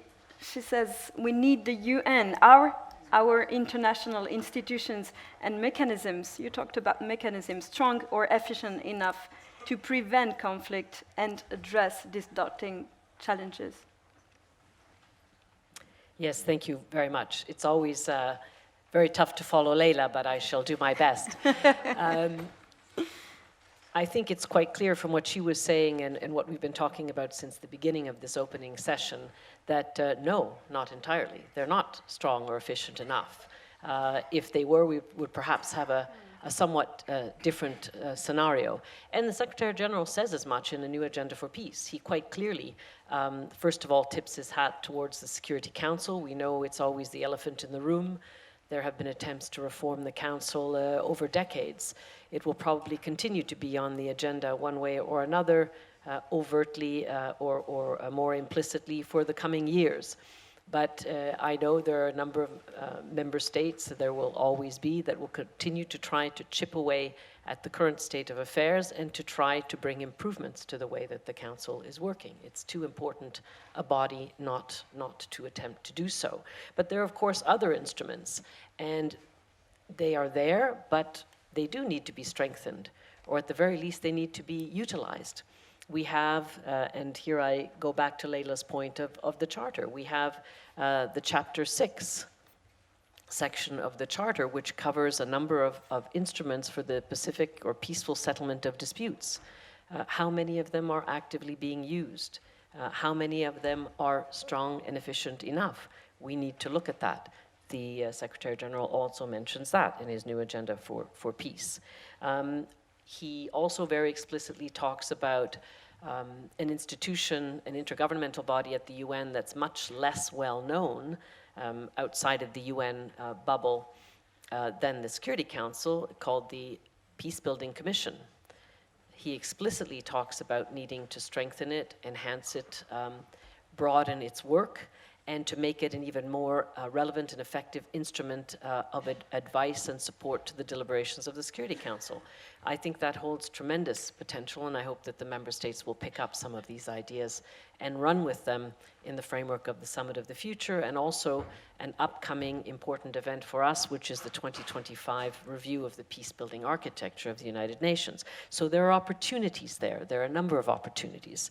But also, I don't want to sell the UN entirely short. We talk about various intergovernmental bodies. I'm talking about some of the very important provisions of the Charter, but we also have a whole array of agencies, funds, and programs, parts of the Secretariat that every day are working on the ground in some of the most inhospitable, dangerous, precarious, and fragile and deeply conflict-affected places, very often putting their own lives at risk. And they are helping to advance and build peace. Because we know that in terms of consolidating peace for sustainable peace, you need to work across our institutions. You need to look at the humanitarian needs, you need to look at the development needs, and you need to work on peace. And those need to come together. So there's an awful lot of work being done at all levels by many of my colleagues across the world, and we should not sell that work short. It makes a difference, and we can build on it. Thank you. Thank you. We said at the beginning where you are a 100% women panel, and I want to talk about that. It's well known that armed violence impacts more women, but also generally minorities. At the same time, women are powerful agents for positive change. You are 3 women leaders in the field of peace and security. What are, in your professional but also personal views, the concrete steps international, local, and private actors can take to enhance this role of women and empower them to help build lasting peace? Nathalie Chua. Yeah, merci. I think the answer to me is pretty simple. I mean, women need to be included, full stop. So I think there are already plenty of body of evidence at that point that say that without including women, peace processes will fall. And also it's very logical. How can you speak and negotiate a peace process when you keep out half of the humanity? When it's crafting for a process for peace. So the question for me is more, why isn't it happening? And I think you spoke about strengthening the norms, and I think in that field we have quite strong norms. It's about their implementation. But the Secretary General of the UN was also very strong in the new agenda for peace. And I have to say that I appreciate that very much. I mean, he puts it quite bluntly. The problem is the patriarchy. And it really argues in the new agenda for peace that dismantling patriarchal power structure is essential to create a more effective multilateralism. And we've been speaking about that. But also that should we dismantle the patriarchy and other oppressive power structure that will contribute to bringing progress on the gender equality and meaningful participation of women in public and political life. So including women meaningfully, for me, is really the center point of that, and that must be done, in our view, through an intersectional approach. So that means also recognizing that indigenous women, women of colors, women with disabilities, LGBTIs, identified women, for instance, are all at increased risk of human rights abuses and discrimination, obviously. So we must consider that various aspects of people identities are affecting susceptibility to bring them closer or some risk of human rights abuses and marginalization. So the new Agenda for Peace recommends transforming gender power dynamics in peace and security for preventing conflict and violence and sustaining peace. And that's what we also try to do and contribute to at DCAF, because we know that gender equality is a fundamental attribute of an effective security sector governance and reform. And that if we are able to bring measures that promote gender equality and mainstream in security sector governance and reform, it will certainly contribute to improve human and state security, including in peace processes. So the importance of the participation of women in these processes of security sector governance and reform is really important. It leads to the diversification of both the perceived security threats, but also the response to those security threats. And it therefore also opens some space for a more meaningful dialogue and understanding. And it opens also the door for, obviously, sustainable peace. Perhaps also important to say, we spoke about the UN and the different actors here, but civil society is also obviously, for me, a crucial element when it comes to pursuing these peace processes, to be more inclusive and to be sure that women are represented, but also bringing their voice on issues that are also very dear to their hearts. And in many cases, the women's civil society is also the closest to the field, right? And they know what are the concerns, and they have the credibility also to speak about certain issues. So they should and can really play a role when it comes to the relevant issues that need to be highlighted, but also finding sustainable solutions for the peace process. So again, I think it's important to emphasize the women need to have a seat at the table, really not at the background, not on the sideline, but really at the table. It should also not be a token representation, right? So it means also that all of us as international actors, but also local actors, private sector, we should really be sure that we integrate this gender responsiveness into the norms, into the procedures that govern the peace processes, but that we also implement them and really bring them into motion. And last but not least, it means also that we should give the resources for that to happen. So allocating resources for women to be part of these processes, but also to be able to implement the recommendation, to be able to implement the plan of action and peace provision. So for me, it's really the gender issue is really something that shows that we know what we have to do. Now it's about doing it. About doing it. I like it. Time flies so fast. We ended last year GPW's edition with the message that peace was possible, and peace is indeed possible. We said so, even though current news might say otherwise. What would be, Leila Zerougi, your #1 recommendation or idea to rebuild trust and peace for the near future? Thank you. I think I have so many recommendations, but I will try to identify one. But I would like just to say that the Secretary General in his Agenda for Peace insisted on building or rebuilding the social contract. Because without trust inside a country and between international institutions, without this trust, you cannot have a process that would build peace or rebuild peace. So it's extremely important that when we speak about peace, we are speaking about peace with justice, human rights, respect for international law, not a peace that asks the poor, the weakest, come down. we will have a peace, but you will lose everything. This, you can forget about it. And my experience, if you don't do it, the children of today will be the armed group of tomorrow. Because they will see that only through violence people can listen to them. So when we speak about peace, we must, and first recommendation is, don't think that peace without justice, equality, respect for human rights, and also development. Because if I don't have hope in the future, then why I will sustain a peace? We know, and I will tell you something that Mandela told me. One day I have the chance to be with him in South Africa, and I was asking him how come that he left after 4 years presidency while South Africa was still weak and etc. And he said, he spoke about a lot of things, I will not come to everything, but just he said something. He said, a nation is like a tree. The rich are on the leaves.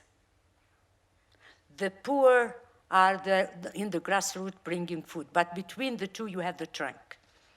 And if this trunk is not strong enough, and that's the middle class, then nobody will have safe in the future. So development, building a middle class, helping people to believe in their nation, in the world, will help peace to be strong enough, to be sustainable and durable. So my recommendation is, when we would like to work for peace, we have to make sure that it is sustainable, because it is built on fairness, on equality, on human rights, respect for human rights, international law, etc. Then we will achieve a durable peace. It is sometimes complex. We will not see the result very quickly, but we have always to have quick result, to let people see something is changing, but mid-term and long-term. So that's what I would say to member states.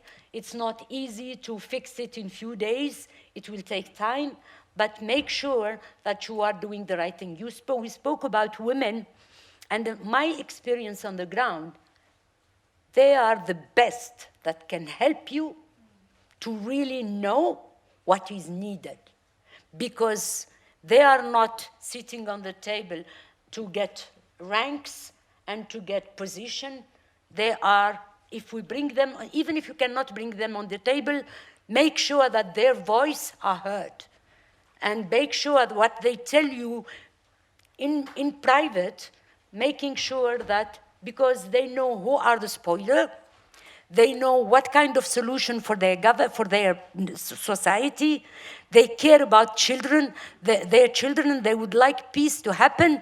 So just listen to them, give them the chance to be in a place where they feel they can tell you what is needed, and you can, with them, build the peace. Also, sending women on the ground in position of leadership. And I experienced it myself. When I arrived for the first time in 2008 as DSRG in DRC, I was the only woman in the SMG. All of senior management group in the I was the only one, and I remember that I have to fight, because coming from Geneva with a human rights mindset, so with military, with police, etc. But at the end, we managed to work together, because I convinced them what I am proposing is helpful for them. So it's important to have women in leadership, because in leadership you have access to highest position in the country concerned. Then you can influence, and then it becomes normal to have a woman speaking at the highest level about issues that maybe in the past was only between men. So I think we have to first have a role model in our military, in our peacekeeper, in not only women, but women also in position of decision. Then we can encourage countries or governments to do the same, and then at international level. So it's important because you cannot save the world with 50% of the population put aside. Forget about it. Either we are all together and we work together, and it will be then possible for all nations to aspire for peace. But you cannot have 50% put aside and you will build peace for the world. The importance of role models that you three are here today. We have not so much time left, and I want to hear all of your recommendations, but I really want to hear your #1 recommendation in a few words. Elisabeth Spehar, or do you just confirm everything Leila Zerigui just said? I certainly confirm everything that Leila has said. And I was going to talk about different levels of recommendations, but I shall just start with the first one, and that speaks to what Prince Zaid started saying. Oh, yeah, sorry. So sorry. Terrible. Yes, sorry. I do absolutely subscribe to everything that Leila has said, as always. And I was going to talk about different levels of #1s, but let me just go to the global level. And this goes back to what Prince Zaid said at the very outset. I think one of the key things that we need to do is make sure that our member states, countries, absolutely adhere to, not only in words, but in deeds, the UN Charter, the Universal Declaration on Human Rights, and international norms, the norms and the rules-based order. Whenever we flaunt this, whoever we are, we weaken the system, we deepen the distrust among nations, and we weaken our possibility to develop and strengthen peace. So we have to do that by strengthening, as I was saying earlier, our instruments in order to do that.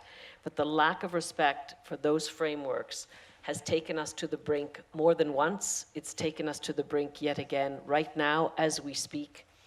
And when we apply these rules unevenly, or as Prince Zaid was mentioning, have double standards, we really do so at the peril of multilateralism and at the peril of international peace. I want to just add one thing to that, and that is that we talk a lot about member states and multilateral institutions and so forth, but I want to go back to Natalie's point about civil society, about people.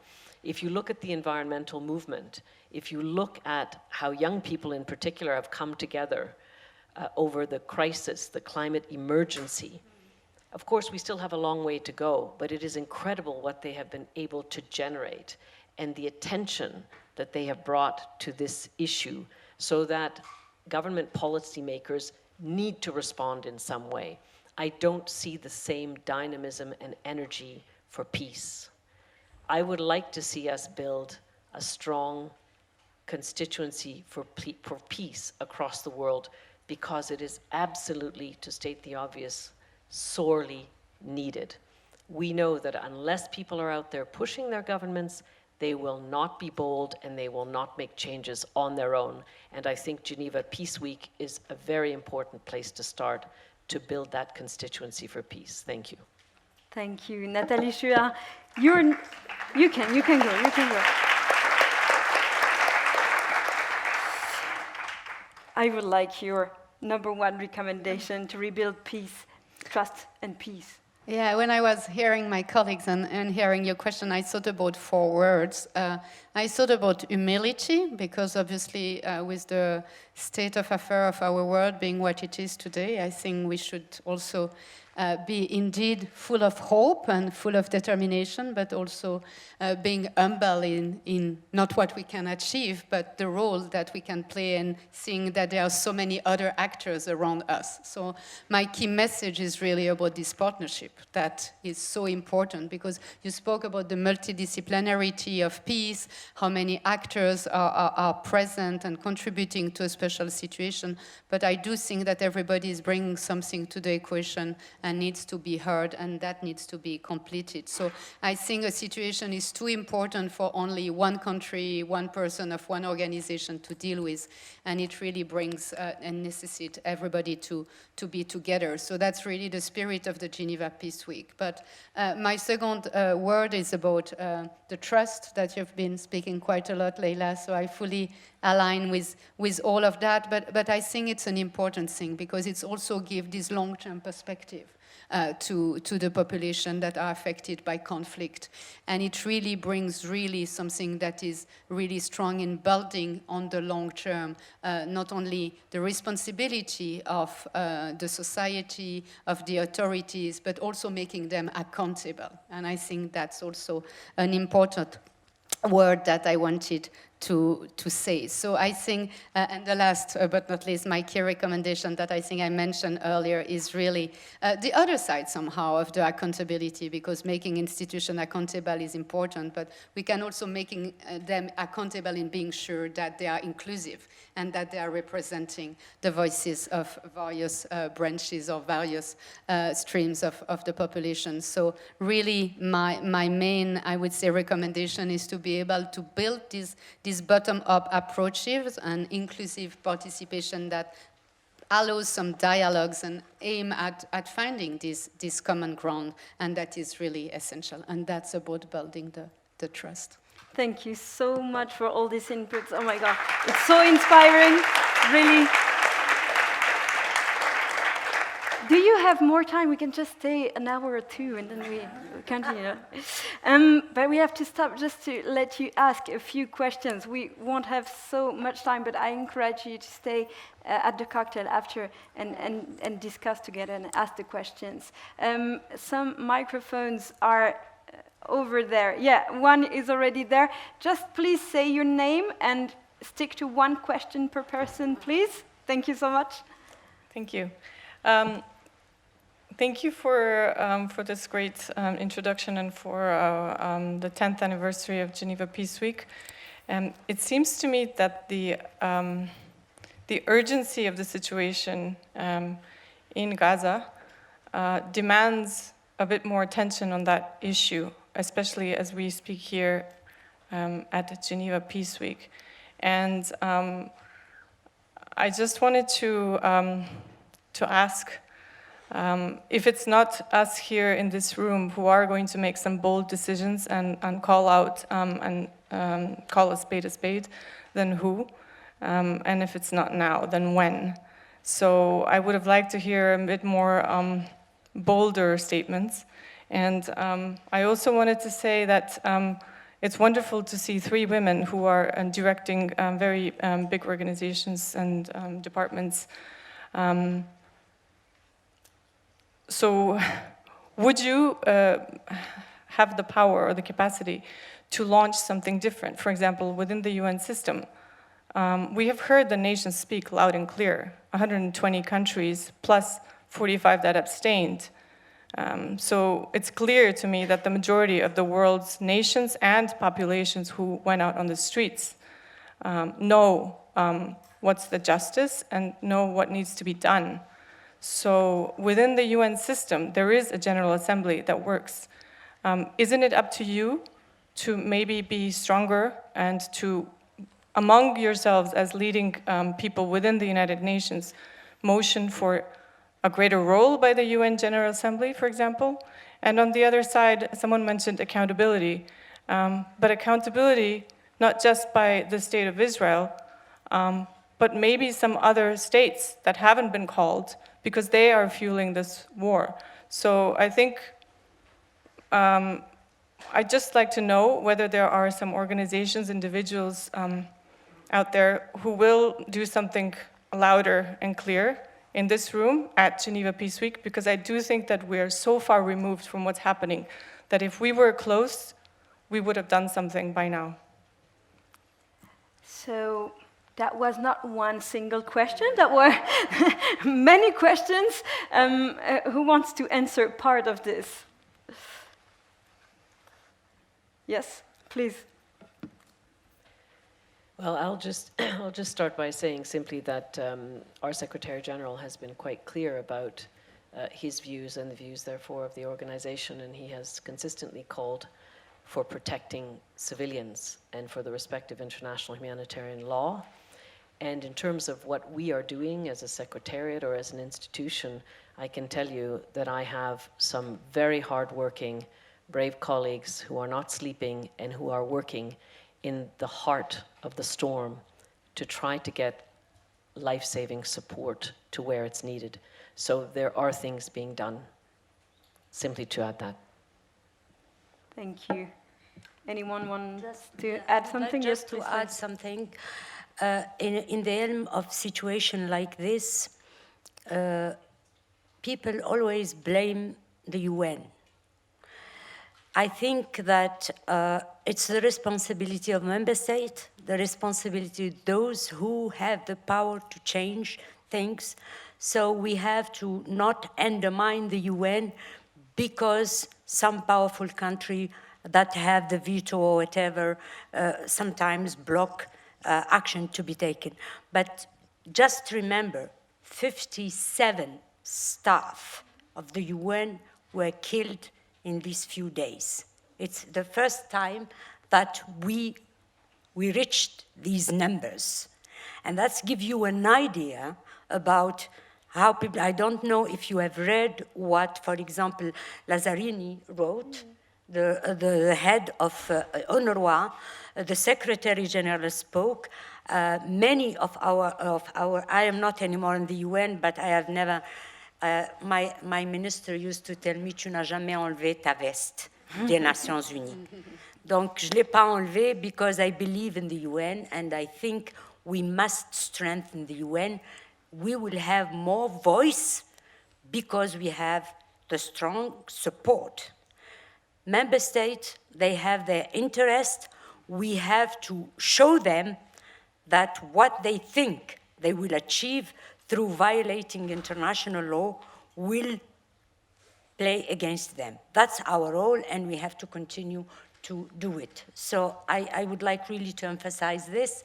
Don't mix sometimes member state and the UN. The Secretariat have the space that member state would like to give it. Désolé. I mean, the Secretariat have the power that member state would like to give to, because they are the one who decide on the budget, they are the one who decide on the resolution that are, comment on dit, obligatoire, mandatory, and others. But at the same time, we have to continue to push, but not to undermine. So that's my message. Nathalie Schwer, you wanted to add something? Yeah, I want to add something, and many things have been already said, and obviously, as DCAF, we also had the statement that Anissa made at the beginning of the discussion today on the position of the GPP and its partner, but it's a tragic situation, and with regard to this tragic situation, I think for DCAF, for us, it's very important to support this call for an immediate humanitarian ceasefire and the respect of international humanitarian law by all parties. And the level of suffering right now is just intolerable, and the civilians are the ones that are paying the heaviest price. So I think it's also important to say that's our solidarity goes with the victims and their family.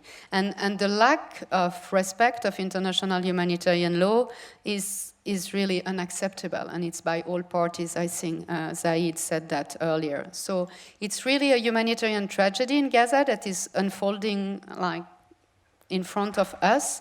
But I think for me as DCAF director, but also as a diplomat, it's important to say that I believe that the solution to this long-term conflict is in dialogue and in creating an environment that contribute to peace, stability, and security. And it's easy word to say now. I mean, it will really require bold leadership and really courage to get there. But perhaps I can also say that to be also once again humble or modest. I mean, DCAF has been in the occupied Palestinian territory since 2005.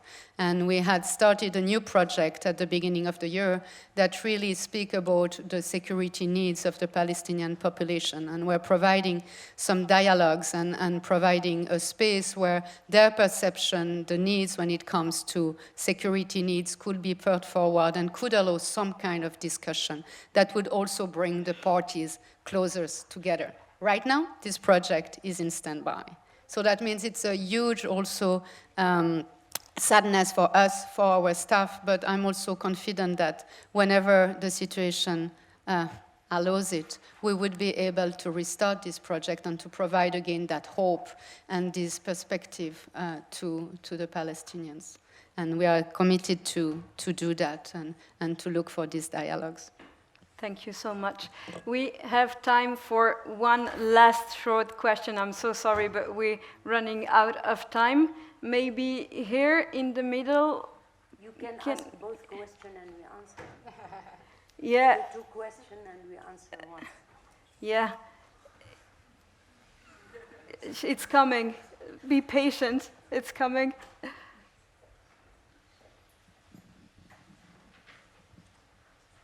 Thank you so much. Hi, thank you for the presentation and the information. It's quite inspiring. My question, to be brief, is, and this can be answered by any one of the panelists, is although there is always positive and hopeful talk and discussions around peace and the need for building processes to enable peace in conflict and other tension areas, there is also a seemingly reoccurring lack of implementation of any meaningful actions towards achieving peace, or at least de-escalating matters when it matters. So in your opinion, why do you think a transition from theory to practice is rarely achieved? Theory to practice. Yes, please. Elizabeth, you can take the mic. I would just say very briefly that I don't agree that we don't go from theory to practice. There is a lot going on. I think one of the problems that we have, frankly, as United Nations, is that often the small victories that we do have or advances that do occur, we just don't talk about them very effectively, or the information doesn't get out there. And there are advances, big and small, in so many different conflict contexts. In terms of a lot of talking and so forth, I would say also that the United Nations, to me, first and foremost, it is the norms, it's the holder of the norms, but it is also the convener par excellence. If people cannot come to dialogue and try to understand their differences and work them out consensually at the UN, where can they do it? And that dialogue is a critical first step towards practical action on the ground. And it does happen. If I had time, I could give you a number of examples, but unfortunately, that will have to be for another event. Yeah, I'm so sorry about that. Thank you so much. I'm so sorry. I saw there are many questions. I really encourage you to stay afterwards and discuss. Yes, of course. Please. We are sitting in Geneva, and I would like to also emphasize something. You have the UN, yes, you have multilateral, but sometimes countries can make a difference because they are trusted. And they will play a role because these countries, we trust them. And I said to Ambassador Robert that in my country, during our independence war, Switzerland managed to be the one that trusted and managed to have the peace to happen between Algeria and France, and les accords d'Évian were negotiated here because people trust this country. So it's very important when also you have countries that can play a role because they are credible, because they don't sideline with one or another party. So it's important also to empower them and to allow them to play this role. So the UN, but sometimes you have one country or two countries that can make a difference on the ground. We have to identify them and to help them to be on the negotiation table behind the scene to allow for things to happen. I really feel like the bad guy to put an end to this. I'm so sorry. Thank you so much. Thank you, Leila Zerougi. Thank you, Ambassador Nathalie Chouard and Elisabeth Spehar for this very inspiring talk. Please.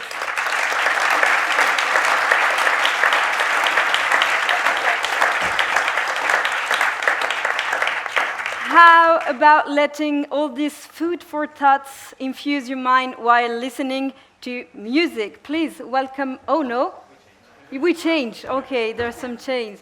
I listen to you. Yeah. Okay, so it's time for the last speech. No music, I'm sorry. So I'd like to invite now our final guest, who will have the difficult task to conclude this ceremony. Is the director of the Geneva Center for Security Policy. He served as Secretary General of the Organization for Security and Cooperation. I ask you a few more minutes, please. Thank you so much. So, as Deputy Director General of the Swiss Agency of Development and Cooperation, as head of the Human Security Division at the Federal Department of Foreign Affairs, please welcome Ambassador Thomas Greminger.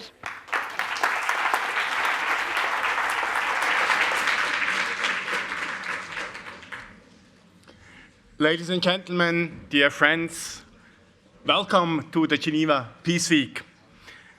Imagine if we had peace in the world for 1 week. A week of peace that we could build on. To then work together to address all the complex challenges that we face as species, like inequality, climate change, migration, urbanization, demographic change. But indeed, many parts of the world are racked by violent conflict. And indeed, the list gets longer and longer at a scary pace. The Maison de la Paix, this house of peace, seems like an oasis in a world at war. But then again, we have not gathered here to be fatalistic.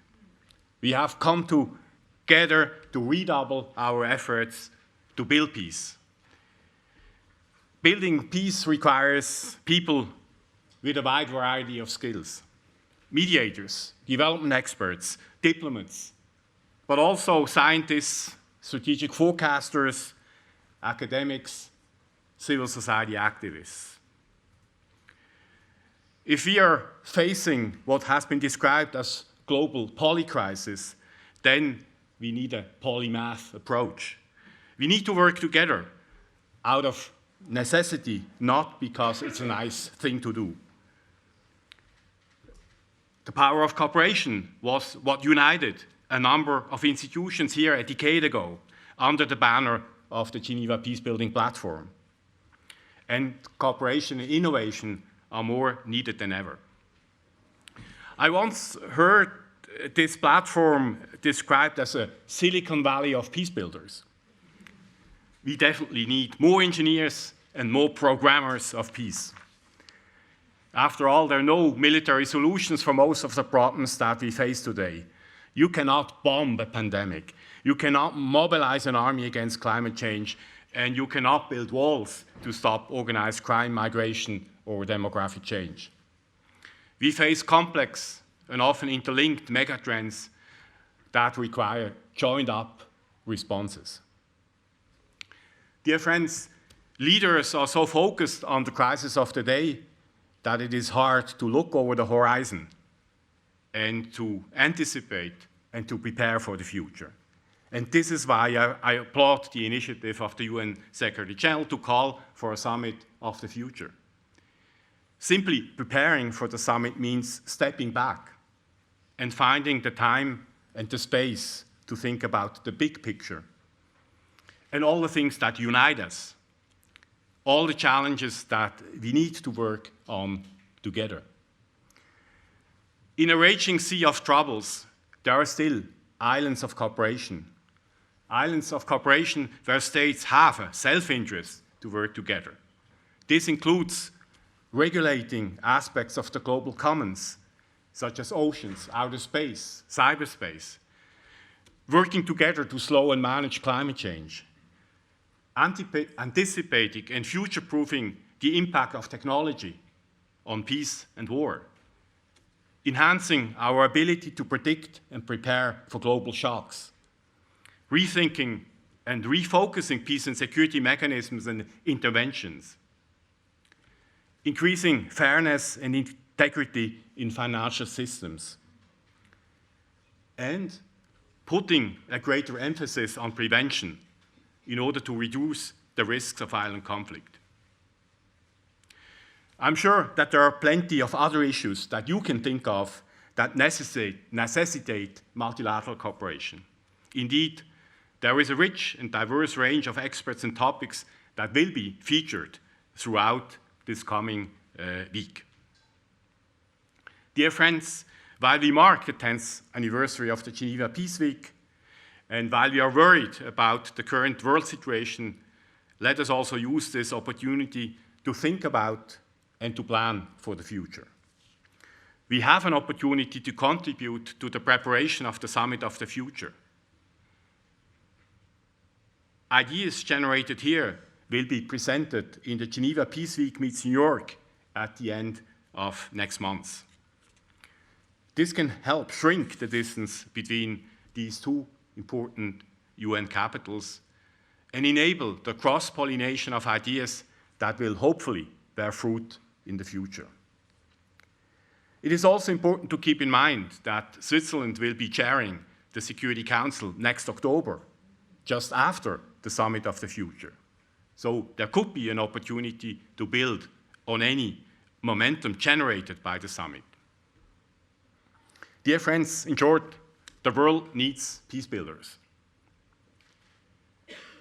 On behalf of the Geneva Peacebuilding Platform partners, the GCSP, the Geneva Center for Security Sector Governance, the Graduate Institute Center on Conflict Development and Peacebuilding, Interpeace, the Quaker Office, United Nations, in partnership with the United Nations Office in Geneva and the Permanent Mission of Switzerland to Geneva, I hereby declare Geneva Peace Week formally open. Thank you for your attention.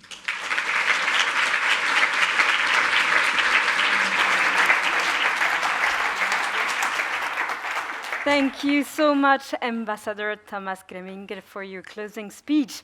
As this ceremony draws to a close, I'd like to remind you that during the week, you'll have the opportunity to attend loads of policy briefings and workshops. As a journalist, I can't wait for the one about the power of storytelling to help build peace or not. And as a fan of the Backstreet Boys, I can't wait for the workshop beautifully named Show Me the Meaning of Meaningful Participation. I am very impassioned to see all the interesting thoughts that will come out of these next 4 days. I want to thank the members of the consortiums, our donors, and for the first time to our private donors that contributed to the 10-year anniversary of GPW alongside our institutional and private partners. And I'd like to thank you for attending and for your patience and participation. I will now invite you to join us at the cafeteria for the cocktail. And last information, your belongings can remain in the cloakroom, but they will be unwatched, so it's up to you. I wish you a wonderful Geneva Peace Week and a very good evening. Thank you.